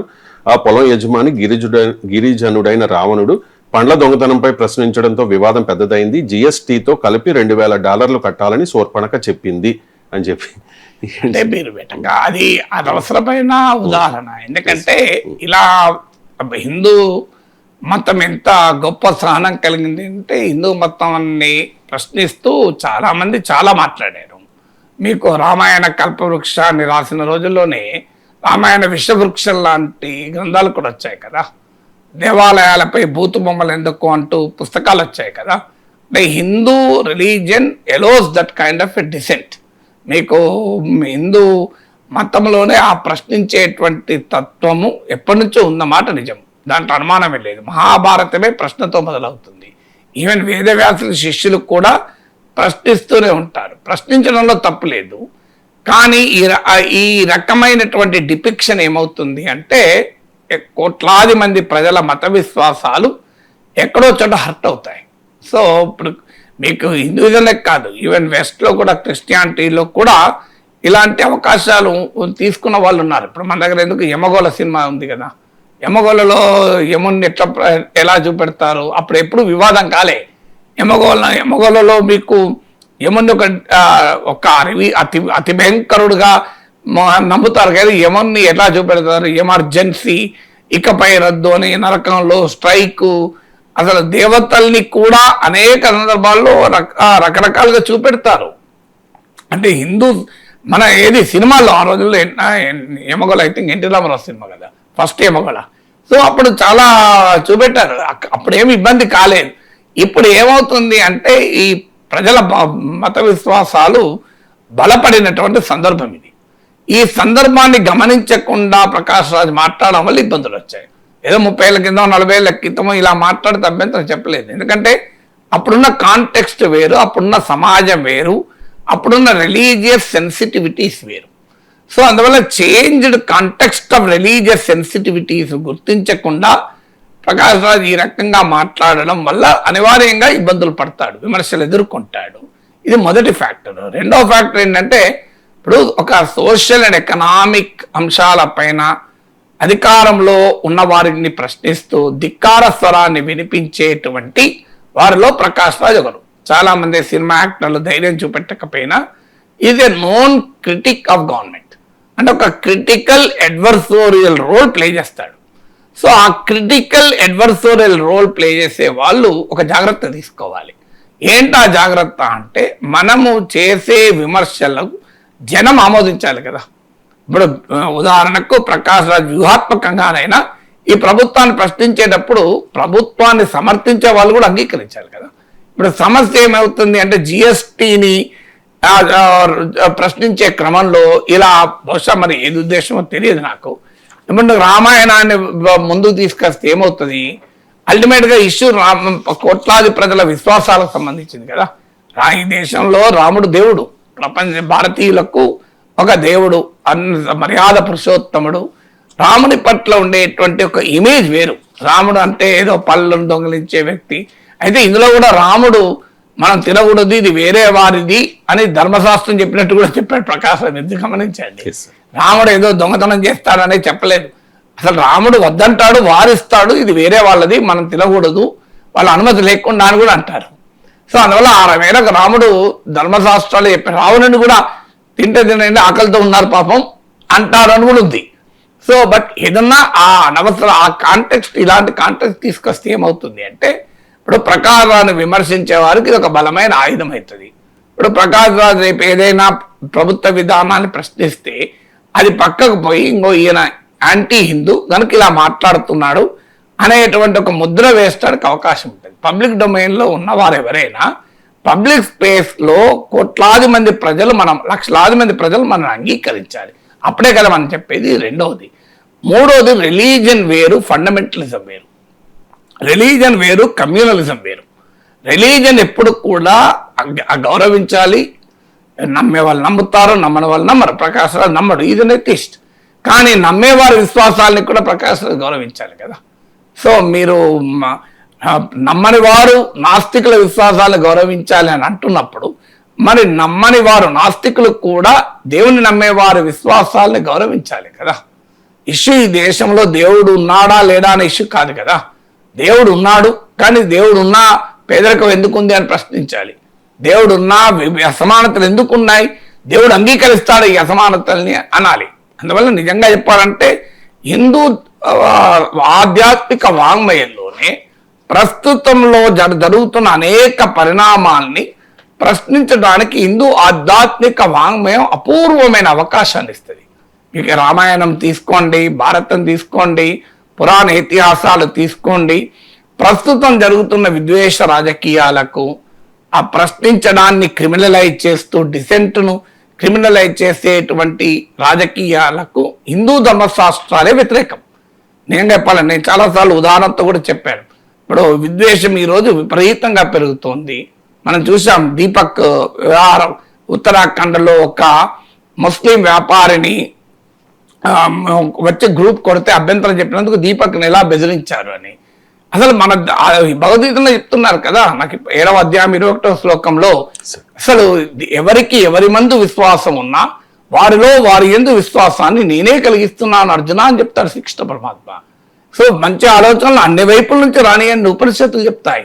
అందువల్ల హిందూ ఆధ్యాత్మిక వాంగ్మయంలోనే అనేక గొప్ప విషయాలు ఉన్నాయి. వాటిని ఉపయోగించుకొని సమాజాన్ని మార్చడానికి, ప్రస్తుతంలో ఉన్న ఆ రాజకీయ ధోరణులను ప్రశ్నించడానికి అద్భుతమైన అవకాశం ఉంది కదా. ధర్మం వైపుగా ఉండమని చెప్పారు కదా, న్యాయం వైపుగా ఉండమని చెప్పారు కదా. సో అందువల్ల మీకు అది ఆ ఆపర్చునిటీ కోల్పోతాం. ఎప్పుడైతే మతాన్ని వ్యతిరేకించడం మొదలు పెట్టామో, మతంలోని ఆధ్యాత్మిక వాంగ్మయాన్ని ఉపయోగించుకొని ఇప్పుడు మనం వ్యతిరేకించాల్సిన ధోరణులను వ్యతిరేకించకుండా అయిపోతుంది. దాంతో పాటు ఇంకేం సమస్య వస్తుంది అంటే, మీకు దీనివల్ల ఏమవుతుంది అంటే ఫండమెంటలిజం వ్యతిరేకించడం డిజార్మ్ అయిపోతుంది. ఎందుకంటే మతోన్మాదాన్ని, మత ఛాందస్సవాదాన్ని వ్యతిరేకించే క్రమంలో మతాన్ని అవమానించాము, మతంలోని ఒక గొప్ప పురుషుల్ని, గొప్పవాడిని మనం అవహేళనగా మాట్లాడామనుకోండి, సో మతోన్మాదానికి, మత ఛాందస్సవాదానికి బలం పెరుగుతుంది. అందువల్ల ప్రజలు religious, India is a deeply religious society.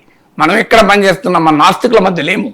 మనం ప్రకాష్ రాజ్ కూడా గుర్తించాల్సింది అంటే, ప్రకాష్ రాజ్ నాస్తికుడు కావచ్చు, కానీ ఆయన పనిచేస్తున్న భారతీయ సమాజం నాస్తిక సమాజం కాదు. భారతీయ సమాజంలో 1% కూడా ఉండరు నాస్తికులు. భారతీయ సమాజం ఇస్ డీప్లీ రిలీజియస్, అందులో డీప్లీ హిందూ రిలీజియస్. సో దీన్ని మనకు దేవుణ్ణి నమ్మకుండా ఉండే హక్కు ప్రకాష్ రాజ్కి ఎంత ఉందో, దేవుణ్ణి విశ్వసించే హక్కు కోట్లాది ప్రజలకు కూడా ఉంది కదా. మరి వారి విశ్వాసాలను కూడా గౌరవించాలి కదా. ఏదన్నా ఆధునిక పరిస్థితులకు వ్యతిరేకంగా ఉంటే ప్రశ్నించవచ్చు, ఇబ్బంది ఏం లేదు. ఇప్పుడు గుడ్డు పైన ఆధ్యాత్మికవేత్తలు మాట్లాడిన దాన్ని ప్రశ్నిస్తూ నేను మాట్లాడాను, నన్ను చాలా మంది తిట్టుకుంటూ కూడా వీడియోలు పెట్టారు. But still I stand by it. ఎందుకంటే ఆధునిక జీవనానికి, శాస్త్ర విజ్ఞానానికి వ్యతిరేకంగా ఉన్నవి ఆధ్యాత్మిక వాంగ్మయంలో ఉన్న, ఆధ్యాత్మిక లిటరేచర్లో ఉన్న, అది ఇప్పుడు ఉన్న పరిస్థితులకు వర్తించదని గౌరవంగా పక్కకు పెట్టచ్చు. దాన్ని విమర్శించాల్సిన అవసరం లేదు. ఇలా ఎందుకు అన్నారు అని అనాల్సిన అవసరం లేదు. కానీ అది ఇప్పటికీ రిలవెంట్ కాదు అని పక్కకు పెట్టచ్చు, తప్పేమీ లేదు. కానీ బట్ ఆధ్యాత్మిక విషయాలలో ఉన్న మంచిని కూడా మీరు డిజైన్ చేసుకుంటారనే భావన పెరిగితే that will only strengthen the forces of communalism, forces of fundamentalism. So అందువల్ల ప్రకాష్ రాజే కాదు, ఎవరైనా పబ్లిక్ డొమైన్లో ఉన్నవారు we have to realise the fact, మనం ఏ సమాజంలో బతుకుతున్నాం. మన నాస్తిక సమాజంలో బతకడం లేదు. మనం ఎవరి కొరకు బతుకుతున్నాం? సో మన నాస్తికుల కొరకే బతకడం లేదు. ఈ దేశంలో ఉన్న కోట్లాది మంది దేవుణ్ణి విశ్వసించే వారిలో ఆకలి ఎందుకుంది, పేదరికం ఎందుకుంది, నిరుద్యోగం ఎందుకుంది, వెనుకబాటుతనం ఎందుకుందని ప్రశ్నించాలనుకున్నప్పుడు ఆ కోట్లాది మంది ప్రజల విశ్వాసాలను గౌరవిస్తూ ప్రశ్నించాలి. లేకపోతే ఏమవుతుందంటే, మనం ఏ ప్రజల గురించి అయితే మాట్లాడుతున్నాం అనుకుంటున్నామో ఆ ప్రజల నుంచి మనం వేరు చేసేటువంటి అవకాశం ఉంది, దూరం పెట్టే అవకాశం ఉంది. అందువల్ల ఎట్టి పరిస్థితుల్లో అంగీకరించని వ్యాఖ్యలు. అందువల్ల కాంటెక్స్ట్ ఉండాలి. మీకు చెప్పడానికి చాలా ఉదాహరణలు ఉన్నాయి. దానికి రామాయణము, రాముల వారిని తీసుకోవాల్సిన అవసరం లేదు కదా. నాసిక్ TCSలో జరిగిన బలవంతపు మత మార్పిడుల వ్యవహారంలో చాలా విస్తుపోయే విషయాలు బయటకు వస్తూ ఉన్నాయి సార్. ఒక ఉద్యోగి పట్ల ఒక టీం లీడర్ వ్యవహరించిన తీరు, నీ భార్యను నా దగ్గరికి పంపించు అంటూ అతను అడిగినట్టుగా ఆ ఉద్యోగి ఆరోపిస్తూ ఉన్నాడు సార్. ఈ ఇష్యూ మీద మీ కామెంట్. ఖచ్చితంగా మనం అందరము దీన్ని తీవ్రంగా ఖండించడమే కాదు, దీనిపైన కంప్లీట్ ఇన్వెస్టిగేషన్ జరగాలి. ఎందుకంటే ఇప్పుడు ఇవాళ ఇండియా టుడేలో చూశాను ఉదయాన్నే, టీమ్ లీడర్ కాదు వాడు టెలికాలర్ అని. వాడి టీమ్ లీడరా టెలికాలర్ ఇష్యూ కాదు, ఒక వర్క్ ప్లేస్లో ఒకటి. ఇందులో మొదటి సమస్య ఏంటంటే మతపరమైన విద్వేషం. సో కొంతమంది ముస్లిం ఉద్యోగులు హిందూ మతస్థుల నమ్మకాలపైన, విశ్వాసాలపైన, దేవుళ్ళపైన నీచంగా మాట్లాడారని. అది ఎట్టి పరిస్థితుల్లో ఏ మతాన్ని మనము దాన్ని అంగీకరించకూడదు. ఏదో మైనారిటీలు గనక మెజారిటీ మతాన్ని అనొచ్చు అంటే తప్పే. అది మెజారిటీ మతస్థుల మైనారిటీలను గౌరవించాలన్నప్పుడు మెజారిటీ మతస్థుల భావాలను మైనారిటీని ఇంకెక్కువ గౌరవించగలను, తక్కువ గౌరవించకూడదు కదా. సో ఏ రకంగా వేరే మతాలు అంటారు, ఇది ఇప్పుడే కాదు. నేను అక్బరుద్దీన్ ఓవైసీ హిందూ దేవతలపై మాట్లాడిన దానిపై ఇప్పటికీ 100 సార్లు తీవ్రంగా విమర్శిస్తూ వచ్చాను. అన్ఫార్చునేట్లీ ఈ రాజకీయాల వల్ల అతనికి ఏ శిక్ష పడలేదు. అప్పటి బీఆర్ఎస్ ప్రభుత్వము అతను నిర్దోషి అన్నది, కేంద్ర ప్రభుత్వం ఇంతవరకు ఆయన మీద కేసే పెట్టలేదు, ఎందుకంటే మన రాజకీయ కారణాల రీత్యా. కానీ నాలాంటి వాళ్ళు మొదటి నుంచి దాన్ని ఖండిస్తూ వచ్చాం. సో అంగీకరించే ప్రసక్తి లేదు, మొదటిది. రెండవది ఏంటంటే బలవంతంగా మత మార్పిడికి ప్రయత్నాలు జరిగాయి, బలవంతంగా నమాజ్ చెప్పించారు, ఇలాంటి ఆరోపణలు కూడా వచ్చాయి. అది భారత రాజ్యాంగం ప్రకారం నేరము. నీకు ఎవరైనా తమ మతాన్ని విశ్వసించే హక్కు ఉంది, ప్రచారం చేసుకునే హక్కు ఉంది, ఆచరించే హక్కు ఉంది. Right to believe, profess, practice and propagate religion. ఇది భారత రాజ్యాంగం ఇచ్చిన fundamental right. Right to conversion is not fundamental right. Conversion voluntarily is allowed. Conversion by inducement or fear is a legal crime. అందువల్ల ఎవరైనా స్వచ్ఛందంగా మతం మారితే వారికి ఏ మతాన్నైనా విశ్వసించే హక్కు ఉంది కనుక మనం ఏమనలేం. కానీ ఎక్కడైనా బలవంతంగానో లేదా ఏదైనా ప్రలోభాలు పెట్టో మతాన్ని మార్చే ప్రయత్నం చేస్తే అది ఖచ్చితమైన నేరము, దాంట్లో ఎలాంటి డిస్ప్యూట్ లేదు. అది మీకు అందులో ఉన్న సెకండ్ ఫ్యాక్టర్. మూడో ఫ్యాక్టర్ ఏంటంటే సెక్షువల్ హరాస్మెంట్. ముఖ్యంగా 20-25 ఇయర్స్ మధ్యలో ఉన్న అమ్మాయిల్ని అయితే భయంకరంగా వేధించారని వార్తలు వచ్చాయి. సో దాన్ని ఖచ్చితంగా విచారణ జరపాలి, దుర్మార్గులు శిక్షించాలి. దీన్ని హిందూ ముస్లిం ఇష్యూగా ప్రజెంట్ చేయాల్సిన అవసరం లేదు. ఎవరు చేసినా నేరమే. అది ముస్లిం చేస్తే స్పేర్ చేయాల్సిన అవసరం లేదు కదా. ఖచ్చితంగా వాళ్ళు అరెస్ట్ చేశారు, ఫెయిర్ ఇన్వెస్టిగేషన్ జరగాలి, అత్యంత కఠినంగా శిక్షించాలి, మామూలుగా కూడా ఉండకూడదు. సో థర్డ్ ఫ్యాక్టర్ అంటే సెక్షువల్ హరాస్మెంట్. మీకు ఈవెన్ ఒక అమ్మాయిలు కూడా కంప్లైంట్ ఇచ్చారు నిన్న. సో సెక్షువల్ నాలుగవది ఏంటంటే వర్క్ ప్లేస్ హరాస్మెంట్. అంటే తాము చెప్పినట్టు వినకపోతే, తమకు సక్సెస్ కాకపోతే వాళ్ళని హరాస్మెంట్, వాళ్ళకి ఎక్కువ వర్క్ ఇవ్వడము, వాళ్ళను రాంగ్ టైంలో ఉండమని చెప్పడము, ఇలాంటి కనుక వర్క్ ప్లేస్ హరాస్మెంట్. ఎందుకంటే మనకు క్లియర్గా విశాఖ గైడ్ లైన్స్ ఉన్నాయి. అంటే ఆ వర్క్ ప్లేసెస్లో ఈవెన్ కమిటీస్ కూడా ఉండాలి. ఆ కమిటీలో ఉన్నవాడు కూడా ఆ దుర్మార్గాన్ని పనిచేశాడని ఉంది వార్త. సో చాలా ప్రమాదకరం. TCS is one India's leading company. Tatas are known for their corporate culture. భారతదేశంలో అతిపెద్ద IT కంపెనీ అది. అందువల్ల అది ఇట్స్ అబ్సల్యూట్లీ అన్యాక్సెప్టబుల్. అందువల్ల ఖచ్చితంగా దుర్మార్గులపైన శిక్ష విధించాలి. అది కేవలం మత ఉన్మాదము, మత విద్వేషము మాత్రమే కాదు, అతి భయంకరమైనటువంటి ప్రవృత్తి అది. సో అందువల్ల అనేక అంశాల రీత్యా అది నేరం కనుక సమగ్ర విచారణ జరిగి ఎట్టి పరిస్థితుల్లో క్షమించకూడదు. ఆంధ్రప్రదేశ్ రాజకీయాల విషయానికి వస్తే జగన్మోహన్ రెడ్డి అడుగు బయట పెడితే అదొక పెద్ద ఇష్యూ అవుతోంది సార్. తాజాగా జువ్వలదిన్నె ఫిషింగ్ హార్బర్ లో జగన్ పర్యటించారు. ఈ కూటమి ప్రభుత్వం మత్స్యకారుల పొట్ట కొడుతోంది అని చెప్పి జగన్ ఆరోపించారు. రాష్ట్రంలో అల్లర్లు సృష్టించాలని జగన్ కుట్ర చేస్తూ ఉన్నారు అంటూ మంత్రి కొల్లు రవీంద్ర ఆరోపణ చేశారు. కొల్లు రవీంద్ర బ్యాట్ నెల్లూరు పర్యటనలో తన యొక్క కడుపు మంటని, ఈ రాష్ట్రాన్ని అభివృద్ధి చెందడం ఇష్టం లేక వివిధ వర్గాల మధ్యన చిచ్చులు పెట్టే కార్యక్రమానికి మరి కొనసాగిస్తా ఉన్నాడంటే జగన్ బ్రతికే ఒక అరాచకం. జగన్ ఎక్కడో చోట ఏదో ఒకటి అల్లలు సృష్టించాలని ఇవాళ జువ్వెలదిన్నె ఫిషింగ్ హార్బర్ విషయంలో అక్కడ మత్స్యకారులకు చెందకుండా ఆ ఫిషింగ్ హార్బర్ ని వేరే వాళ్ళకి కేటాయిస్తున్నారని చెప్పి ఒక దుష్ప్రచారం చేయటానికి, మత్స్యకారులకు స్థానం లేకుండా చేయాలని ఒక దుష్ప్రచారానికి జగన్మోహన్ రెడ్డి రెచ్చగొట్టే కార్యక్రమాలు చేస్తా ఉన్నాడు. జగన్మోహన్ రెడ్డి నెల్లూరు పర్యటనలో తన యొక్క కడుపు మంటని, ఈ రాష్ట్రాన్ని అభివృద్ధి చెందడం ఇష్టం లేక వివిధ వర్గాల మధ్యన చిచ్చులు పెట్టే కార్యక్రమానికి మరి కొనసాగిస్తా ఉన్నాడంటే జగన్ బ్రతికే ఒక అరాచకం. జగన్ రాష్ట్రంలో అలర్లు సృష్టించాలి, తద్వారా రాజకీయ లబ్ధి పొందాలి అని చెప్పి జగన్ ప్లాన్ చేస్తూ ఉన్నాడు అనేది కొల్లు రవీంద్ర ఆరోపణ. అంటే ఇప్పుడు ఇష్యూ ఆంధ్రప్రదేశ్లో సమస్య ఏంటంటే ఏ ఇష్యూ అయినా ఇష్యూ ఉండదు, అది పర్సనల్ అటాక్లకు వెళ్ళిపోతుంది. ఇప్పుడు ఇష్యూ ఏంటి, మనము Juvvala Dinne fishing harbour. So YSR Congress వాదన, జగన్మోహన్ రెడ్డి వాదన ఏంటి, తన హయాంలో ఐ థింక్ 29 acres అనుకుంటాను, ఐఎమ్ నాట్ షూర్, అది ఫిగర్ గుర్తులేదు, కానీ ఆ జువ్వల దిన్న ఫిషింగ్ హార్బర్ను డెవలప్ చేస్తే అందులో ఇప్పుడు సిగ్నిఫికెంట్ అమౌంట్ ఆఫ్ ల్యాండ్ను ఒక ప్రైవేట్ కంపెనీకి ఇస్తున్నారు. దీనివల్ల మత్స్యకారుల ప్రయోజనాలు దెబ్బతింటాయి. ఇది కదా విషయం. సో ఇది దుష్ప్రచారము, అలాంటిది ఏమీ జరగడం లేదని మంత్రి అంటున్నారు.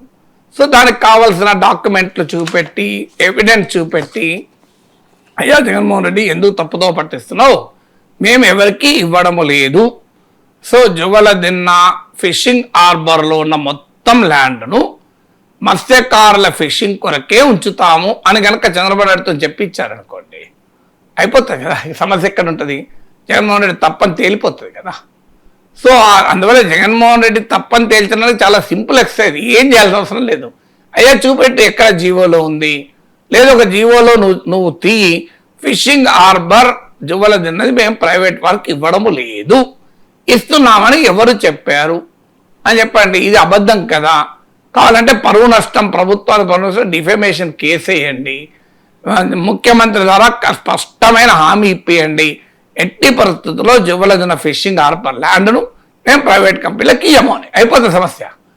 దాన్ని ఆ క్లారిటీ ఇవ్వకుండా జగన్ అరాచకత్వం, అల్లర్లు చేస్తానికి వెళ్తున్నాడని, అల్లర్లు చేస్తానికి అరెస్ట్ చేయండి.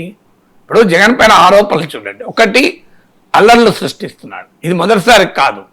సో గతంలో మిర్చి ఆడప్పుడు అల్లర్లు సృష్టించాడు, అంతకుముందు చిత్తూరులో మామిడి రైతులప్పుడు అల్లర్లు సృష్టించాడు, ఇలా అనేక సార్లు అల్లర్లు సృష్టిస్తున్నా ఎందుకు అరెస్ట్ చేస్తున్నారు? అందువల్ల అల్లర్లు సృష్టిస్తున్నారన్నది మీకు క్లియర్ వయలేషన్ ఆఫ్ లా కదా. పబ్లిక్ ఆర్డర్ను డిస్టర్బ్ చేస్తే జైల్లో పెట్టచ్చు, మరి జగన్మోహన్ రెడ్డి ఎందుకు జైల్లో పెట్టడం లేదు?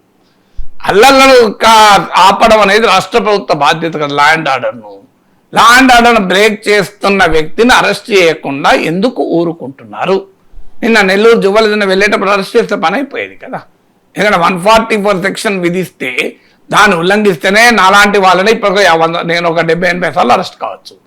ఏంటి, నిషేధాజ్ఞలు ఉల్లంఘించినందుకు అరెస్ట్ చేస్తారు. ఎందుకు మేము ఏదో సెక్రటరీకి పోవద్దంటారు, అసెంబ్లీ వైపు ర్యాలీ పోవద్దంటారు, పోతాం, అరెస్ట్ చేస్తారు, సాయంత్రాన్ని విడుదల చేస్తారు. మరి చిన్న 144 సెక్షనే ఉల్లంఘిస్తేనే అరెస్ట్ చేసే పోలీస్ వ్యవస్థ ఏకంగా రాష్ట్రంలో అల్లర్లు సృష్టించి అల్లకల్లోలం చేయాలనుకుంటున్న జగన్మోహన్ రెడ్డి ఎందుకు జైల్లో పెట్టరు? మొదటి క్వశ్చన్.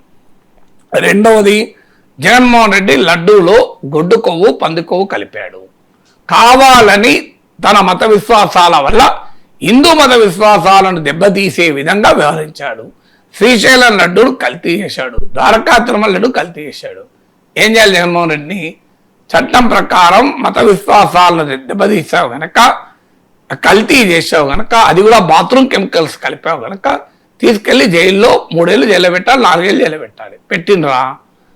పెట్టకపోగా పవన్ కళ్యాణ్ వివరణ ఇస్తాడు. నేను జగన్ అనడమే లేదు, మేము అనడమే లేదు, మా ఉద్దేశం అది కాదు, ఇప్పుడే కాదు ఎప్పుడు జగన్ అనలే అని ఆయన రిపీటెడ్గా పవన్ కళ్యాణ్ అసెంబ్లీలో వివరణ ఇస్తాడు. అప్పటి ప్రభుత్వ అధినేతను మేము తప్పు పట్టడమే లేదు అని. మరి ఎందుకు తప్పు పట్టలేరు ప్రభుత్వ అధినేతను? ఇప్పుడు ఆయన ఏళ్ళనే జరిగినాయి కదా ఈ బాత్రూమ్ కెమికల్స్, గొడ్డు కొవ్వు, పంది కొవ్వు, ఎందుకు జైల్లో పెడతలేరు? రెండో క్వశ్చన్. సో జైల్లో పెడితే డెఫినెట్గా మంచి నమ్ముతారు కదా మీరు చెప్పేదాన్ని. మూడవది, వివేక హత్య జగన్మోహన్ రెడ్డి చేయించాడు అనేది ఆరోపణ కదా. గొడ్డలి పెట్టుకు గుండెపోటుకు మధ్య ఏం జరిగింది అని జగన్మోహన్ రెడ్డి అన్యాయంగా చంద్రబాబు నాయుడు, లోకేష్లను ఆరోపించారు. మరి ఇప్పుడు అధికారంలోకి వచ్చి 2 ఏళ్ళు అయింది కదా, ఎందుకు సున్నితంగా న్యాయం జరగడం లేదు? ఎందుకు జగన్మోహన్ రెడ్డిని కానీ ఆయన మనుషుల్ని కానీ అరెస్ట్ ఎందుకు చేయడం లేదు? మూడవది. 4, మద్యం వ్యాపారం మొత్తాన్ని క్యాష్తో నడిపి పెద్ద ఎత్తున మద్యం లో 1,000 కోట్లు లబ్ధి పొందాడు. మరి లబ్ధి పొందడానికి ఎందుకు అరెస్ట్ చేస్తలేరు? ఎందుకు ఇంత మద్యం కుంభకోణంలో జగన్మోహన్ రెడ్డి కదా చివరి లబ్ధిదారుడు. 4, 5 మీకు అమెరికన్ కోర్టులోనే అదానీ పైన కేసు పడింది. జగన్మోహన్ రెడ్డికి అంటే అప్పటి ప్రభుత్వ అధినేత ఉంది. జగన్మోహన్ రెడ్డికి 750 కోట్లు ముడుపులు చెల్లించి ఆంధ్రప్రదేశ్ ప్రయోజనాలకు విరుద్ధంగా సోలార్ పవర్ కాంట్రాక్ట్ కుదుర్చుకున్నాడు జగన్మోహన్ రెడ్డి. ఈ మాట నేనన్నది కాదు. అప్పటి పబ్లిక్ అకౌంట్స్ కమిటీ చైర్మన్, ఇప్పటి ఆర్థిక మంత్రి, టీడీపీ నేత కేశవ్ ఏకంగా హైకోర్టుకి వెళ్ళాడు. ఎలక్ట్రిసిటీ రెగ్యులేటర్ కమిషన్కి వెళ్ళారు. మరి ఇప్పుడు ఆయన మీద ఎందుకు కేసు పెడుతున్నారు? అరెస్ట్ పక్క కేసే లేదు. మరి జగన్మోహన్ రెడ్డి పైన మా ఆధారికి ముడుపులు చెల్లించినందుకు కనీసం ఎఫ్ఐఆర్ అయినా దాఖలు చేశారా? శ్రీశైలం లడ్డూలో కల్తీ చేసినందుకు జగన్మోహన్ రెడ్డి పైన ఎఫ్ఐఆర్ అయినా దాఖలు చేశారా? మరి ఎందుకు మన ఆయన స్పేర్ చేస్తున్నారు? జగన్మోహన్ రెడ్డి ఎందుకు కాపాడుతున్నారు జైలుకు పంపకుండా? కాంగ్రెస్ పార్టీ 16 నెలలు జైలు పంపింది. మీరు ఆయన పంపినారు ఇంతవరకు? 2014 నుంచి 2026 మధ్యలో ఈ 12 years లో అత్యధిక కాలం చంద్రబాబు నాయుడు ముఖ్యమంత్రి కదా. మరి జగన్మోహన్ రెడ్డి ఎందుకు జైలుకు పంపుతలేరు? కేంద్రంలో ఉన్నది మీ ప్రభుత్వం, మీ అనుకూల ప్రభుత్వం, మోడీ ప్రభుత్వం, మీరు భాగమైన ప్రభుత్వం కదా. 6 జగన్మోహన్ రెడ్డి పైన సిబిఐ కేసులున్నాయి, ఈడీ కేసులున్నాయి. 1,00,000 కోట్ల అవినీతికి పాల్పడ్డాడు. ఈ కేసులు ఇంత బలమైన కేసులున్నాయి. 12 ఏళ్ళుగా ఆ కేసుల్లో కదలిక్కలేదు కదా. అరవింద్ కేజ్రీవాల్ జైలుకుపోయాడు, హేమంత్ సోరెన్ జైలుకుపోయాడు, మనీష్ సిసోడియా జైలుకుపోయారు. ఆ కేసులో ఏమున్నా లేకపోయినా అనే ఆరోపణలు వచ్చాయి. మరి మీరు ఎందుకు జగన్మోహన్ రెడ్డి జైలుకు పంపడం లేదు? మోడీ ప్రభుత్వం ఎందుకు చంద్రబాబు నాయుడు అడగడం లేదు? దీనికి ఎందుకు పంపడం లేదు? ఇప్పుడు జైలుకు పంపకపోగా బెయిల్ మీద ఎట్లుంటున్నాడు ఇన్నేళ్ళు? భారతదేశంలో ఏ రాజకీయ నాయకుడైనా జైలుకు పోకుండా బెయిలుకు వేయాడా ఇట్లాంటి సీరియస్ కేసుల పైన? సో 7 పోలవరంను సర్వనాశనం చేసి ఆంధ్రప్రదేశ్ ప్రయోజనాలకు నష్టం కలిగించాడు. మరి జగన్మోహన్ రెడ్డి పైన ఏ కేసు పెట్టారు దానిపైన? అది పెద్ద huge last the state exchequer కదా. రాష్ట్ర ఖజానాకు భారీగా నష్టమయ్యేటువంటి కేసులు ఎందుకు విచారణకు ఎందుకు ఆదేశించలే? ఇప్పుడు కాళేశ్వరం పైన ఇక్కడ ఆరోపణలు చేశారు కాంగ్రెస్ పార్టీ. దానిపైన ఏదో ఘోష్ కమిషన్ వేశారు. దాని మీద రిపోర్ట్ వచ్చింది. దాని మీద అసెంబ్లీలో చర్చించారు. లాస్ట్కు సిబిఐకి అప్పచెప్పారు. ఇప్పుడు అక్కడ ఆగింది. మరి పోలవరం పైన జగన్మోహన్ రెడ్డి అవినీతి పాల్పడడం మీరే చెప్పి పోలవరం మీద ఇంతవరకు మీరు ఏమైనా చేశారా? ఏం చేశారు చెప్పండి. రేవంత్ రెడ్డి కాళేశ్వరం విషయంలో కేసీఆర్ని చేసినంతగా మీరు ఎందుకు జగన్ చేయడం లేదు? ఆన్సర్ ఉండాలి కదా. ఏమైతుంది కాదు లాస్ట్ కేసీఆర్ ఎవరి శిక్ష పడితే పక్క పెడదాం. మీ ప్రయత్నమే ఎందుకు లేదు? ఇప్పుడు కాళేశ్వరం విషయంలో కేసీఆర్ పైన ఏ ఆరోపణ వచ్చిందో పోలవరం విషయంలో జగన్మోహన్ రెడ్డి పైన అలాంటి ఆరోపణలు వచ్చాయి కదా. రివర్స్ టెండరింగ్ పేరిట పెద్ద ఎత్తున అక్రమాలు చేశారని. సో 7 ఇలాంటివి ఇప్పుడు ఒక 200 చెప్తాను. ఇవి ఏవి నా ఆరోపణలు కాదు, టీడీపీ ఆరోపణలు, జనసేన ఆరోపణలు, బీజేపీ ఆరోపణలు. మరి వీటి ఎన్నిటికీ దేనికి శిక్ష పడదు కదా. ఎందుకు శిక్ష ఎత్తలేదు, ఎందుకు జైలు పంపుతలేరు అన్నది అది కూడా నేను అడుగుతలేదు, టీడీపీ కార్యకర్తలు అడుగుతున్నారు. దానికి ఆన్సర్ చెప్పకుండా టీడీపీ చెప్పడం లేదు, ఏబిఎం రాధాకృష్ణ చెప్తున్నాడు ఆన్సర్. అలా ఉండదు, చట్టం ప్రకారం పోవాల్సి ఉంటుంది, తెలుగు తమ్ముళ్ళు ఇలా ఒత్తిడి తేవద్దు అని ఆయన సలహా ఇస్తున్నారు. నేను అనేది అంటే జగన్ ఇన్ని తప్పులు చేసినా మీరు ఎందుకు ఆయన జైల్లో ఉంచుతలేరు? కాంగ్రెస్ పార్టీకి ఉన్న ధైర్యం మీకెందుకు లేదు? కాంగ్రెస్ పార్టీ 16 నెలలు జైల్లో పెట్టారు. చంద్రబాబు నాయుడు కూడా జైలుకు పంపాడు కదా జగన్మోహన్ రెడ్డి స్కిల్ డెవలప్మెంట్ కేసులో. జగన్ చేసిన పని మీరెందుకు చేయలేకపోతున్నారని అడుగుతున్నాను.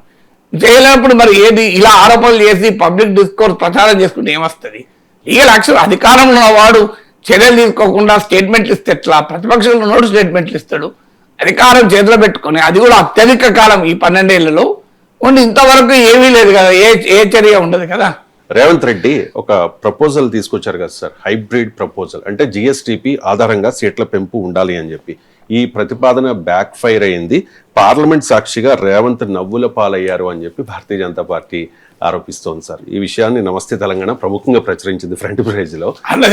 భారతీయ జనతా పార్టీ ఆరోపణ, బీఆర్ఎస్ ఆరోపణ అది క్లారిటీ లేక నేను మెన్షన్ చేస్తున్నాను అది. సో ఏంటి సార్, నవ్వుల పాలయ్యారా రేవంత్ రెడ్డి? నవ్వుల పాలు అవ్వడం పార్లమెంట్ లో చర్చ జరిగిందని నమస్తే తెలంగాణ వస్తుంది. పార్లమెంట్ లో జరుగుతున్న నవ్వుల పాలు అవడమా, దాని ప్రాధాన్యత పెరగడమా? ఇప్పుడు తెలంగాణ ముఖ్యమంత్రి చేసిన ప్రతిపాదన, ఇప్పుడు స్టాలిన్ చేసిన ప్రతిపాదన పార్లమెంట్ చర్చకు వచ్చిందా? రాలే. మరి ఆ భారతదేశంలో 28 ముఖ్యమంత్రులు ఉంటే ఎవరిది పార్లమెంట్ చర్చకు రాక రేవంత్ రెడ్డి చేసిన ప్రతిపాదన చర్చకు వచ్చిందంటే ఆయన ప్రాధాన్యత పెరిగినట్ట పొలిటికల్ సిగ్నల్ నవ్వుల పాలైన నాకు అర్థం కాని అంశం. సో అందువల్ల అది ఆ ప్రతిపాదన సరైనది కాదని నేనే వివరించాను ఇక్కడే కూర్చొని. చాలా డీటెయిల్గా చెప్పాడు. జీడిపితో లింక్ చేయడం కరెక్ట్ కాదు. ఎందుకు కరెక్ట్ కాదు అంటే జీడిపి అనేది డెవలప్మెంట్కి ఒక ఇండికేటర్ కాదు. ఇప్పుడు జీడిపిలో టాప్లో ఉన్న హ్యూమన్ డెవలప్మెంట్లో వెనకాల ఉన్న ఉదాహరణలు ఉన్నాయి. ఇప్పుడు గుజరాత్, మహారాష్ట్ర జీడిపిలో టాపు, కానీ హ్యూమన్ డెవలప్మెంట్లో కేరళ, తమిళనాడుతో పోలిస్తే తక్కువ. సో అందువల్ల GDP not necessarily the one indicator. మీకు ఉదాహరణ చెప్తాను. తెలంగాణలో కనుక అమ్మానో ఆదానో కంపెనీ పెట్టి ఒక 50,000 కోట్ల ప్రొడక్షన్ చేస్తే తెలంగాణ జీడిపి పెరుగుతుంది బ్రహ్మాండంగా. అని అర్థం తెలంగాణ ప్రజలు డెవలప్ అయినట్టు కాదు కదా. అందువల్ల జీడిపి అనేదే కరెక్ట్ ఇండికేటర్. ఒకటి. రెండు, జీడిపి ఆధారంగా సీట్లు ఉండవు. అలా అయితే రేపు ఇంకో ఆధారం కూడా వస్తుంది. జీడిపి కంట్రిబ్యూట్ చేస్తున్న నాకు, జీడిపి కంట్రిబ్యూట్ చేయని ఇంకొకరికి సేమ్ ఓట్లు ఎట్లుంటాయి అంటున్నారు. సేమ్ ఇప్పుడు ముఖేష్ అంబానీ జీడిపికి, ఇండియన్ జీడిపికి సిగ్నిఫికెంట్గా కంట్రిబ్యూట్ చేస్తారు. ఆయనకు ఒకటే ఓటు ఉంటుంది. నీకు ఒక సాధారణ ముఖేష్ అంబానీ కంపెనీలో సెక్యూరిటీ గార్డు ఉంటాడు. ఆయన జీడిపి కంట్రిబ్యూషన్ దాదాపు నెగ్లిజిబుల్. 10,000 జీతం వస్తుంది. ఆయన కొనేది వల్ల జీడిపి పెద్దగా పెరగదు. మరి ఆయనకు ఇద్దరికి ఒకటే ఓటు ఎందుకు ఉంటుంది? నేను జీడిపికి ఎక్కువ కంట్రిబ్యూట్ చేస్తున్నా కనుక నాకు ఎక్కువ ఓట్లు ఉండాలి. నాకు 10 లక్షల ఓట్లు ఉండాలి. ఆ సెక్యూరిటీ గార్డు, మా డ్రైవరు తక్కువ కంట్రిబ్యూట్ చేస్తున్నాడు, ఆయనకు ఒకటే ఓటు ఉండాలి అని ముఖేష్ అంబానీ అడిగితే రేవంత్ రెడ్డి ఆన్సర్ ఏంటి? ఇప్పుడు నాలంటో అడుగుతాను. నేను సంవత్సరానికి ఒక 10 లక్షలు ట్యాక్స్ కడుతున్నా. సంవత్సరానికి 10 లక్షలు ట్యాక్స్ కట్టే వాడికి ఒకే ఓటు ఉంటుంది. అసలు ఏ ట్యాక్స్ కట్టకుండా ప్రభుత్వం నుంచే సంవత్సరానికి 2 లక్షలు తీసుకుంటూ ఉంటాడు, 1,00,000 తీసుకుంటూ ఉంటాడు. పింఛన్ల రూపంలో, రకరకాల రూపంలో, రైతు బంధు రూపంలో. మరి వాళ్ళకు ఒకటే ఓటు ఉంటుంది. నేనే కదా జీడిపి కంట్రిబ్యూట్ ట్యాక్సెస్ కంట్రిబ్యూట్ చేసేది. అంటే లాజిక్ ఉంటుందా? సో మనకు డెమోక్రసీకి ప్రాతిపదికే యూనివర్సల్ అడల్ట్ ఫ్రాంచైజ్, సార్వత్రిక వయోజన ఓటు హక్కు. సార్వత్రిక జీడిపి ఆధారిత ఓటు హక్కు లేదు. జీడిపి ఆధారిత ఓటు హక్కు లేనప్పుడు జీడిపి ఆధారంగా ఉండవు. రేపు ఇంకో మాట కూడా వస్తుంది. హైదరాబాద్ వాళ్ళు అంటారు మేము జీడిపికి ఎక్కువ కంట్రిబ్యూట్ చేస్తున్నాం, తెలంగాణ జిఎస్డిపికి. వికారాబాద్ తక్కువ కంట్రిబ్యూట్ చేస్తుంది, అందువల్ల వికారాబాద్లో సీట్లు తీసేసి హైదరాబాద్లోనే మొత్తం సీట్లు పెట్టండి అంటారు. ఒప్పుకుందామా? కానీ తెలంగాణ జిఎస్డిపిలో అధిక భాగం హైదరాబాద్లో ఉన్నాయి కదా. మరి హైదరాబాద్ నగరంలో సీట్లు మొత్తం ఉండాలి. తెలంగాణ ఎక్కడ ఉండొద్దు సీట్లు. మీకు రంగారెడ్డి ఉండొద్దు, మహబూబ్నగర్ ఉండొద్దు కదా, ఆదిలాబాద్ ఉండొద్దు. ఎందుకంటే జీడిపికి హైదరాబాద్తో పోలిస్తే కంట్రిబ్యూట్ చేయడం లేదు కదా. మరి అందువల్ల జీడిపి ఆధారంగా డిస్కషన్ అయితే విశాఖపట్నంలోనే సీట్లు ఉండాలి మీకు. ఎందుకంటే విశాఖపట్నం జిఎస్డిపి ఎక్కువ, గ్రాస్ డొమెస్టిక్ ప్రొడక్ట్. మీకు అనంతపురం జిల్లా తక్కువ, అది అనంతపురంలో సీట్లు ఉండదు. విశాఖలో 5-6 ఎంపీలు ఉండాలి. అనంతపురంలో 1 ఎంపీ ఉంటే విశాఖలో 8 ఎంపీలు ఉండాలి.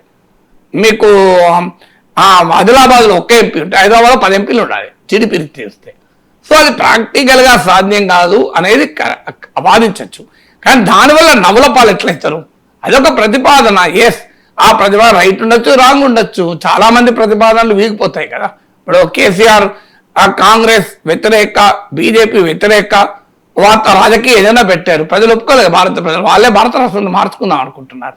దాంతో కేసీఆర్ నవల పాలైండు అని అనగలమా? మరి అనేది ఎవరు ఒప్పుకోలేదు కదా దేశంలో కాంగ్రెస్ బీజేపీకి వ్యతిరేకంగా ఉన్న ఏ పార్టీ బతికి పట్టగట్లే. మీకు ఉదాహరణ చెప్తాను. BRS non Congress non BJP పార్లమెంట్లో సభ్యత్వం లేకుండా పోయింది. YSR Congress non BJP address లేకుండా పోయింది. Biju Janata Dal non Congress non BJP address లేకుండా పోయింది కదా.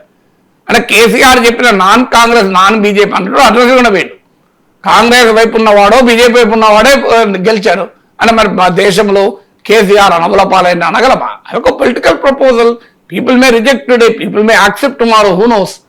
సో అందువల్ల ఎప్పుడు కూడా ఒక పొలిటికల్ ప్రపోజల్, పాలసీ ప్రపోజల్ వల్ల నవ్వుల పాలు కాదు. అది రాంగ్ అని ఆర్గ్యూ చేయొచ్చు, అది అన్సైంటిఫిక్ అని కూడా ఆర్గ్యూ చేయొచ్చు. అది అమాయకత్వం కాదు. అది ఏది నవ్వుల పాలు అవుతారంటే ఎవరు మంది ఎక్కువ తాగితే వాళ్ళకి ఎక్కువ సీట్లు ఉండాలి అన్న అది నవ్వుల పాలు అవుతారు. బాగా మద్యం తాగేవాడికి ఎంపీలో పార్లమెంట్లో రిజర్వేషన్ ఉండాలి. ఎందుకంటే వాడు ప్రభుత్వ ఆదాయానికి కంట్రిబ్యూట్ చేస్తున్నాడు కనుక మద్యం తాగి నువ్వు రోజుకు 1 బాటిల్ తాగితే నీకు 1 సీటు, నువ్వు గ్యారంటీగా 4 బాటిల్ తాగటం సీటు ఇవ్వాలి అన్నావు. అప్పుడు వాళ్ళ పాలవుతారు. అదేంటి మా మందువాడుకు సీటుకి ఏ సంబంధం అని. ఇది ఒక పాలసీ కాన్సెప్ట్. జీడిపితో లింక్ చేయడం ఆ పాలసీ కాన్సెప్ట్ వీమే అపోజిట్. కానీ నవల పాలు కావడానికి స్కోప్ ఎక్కడిది?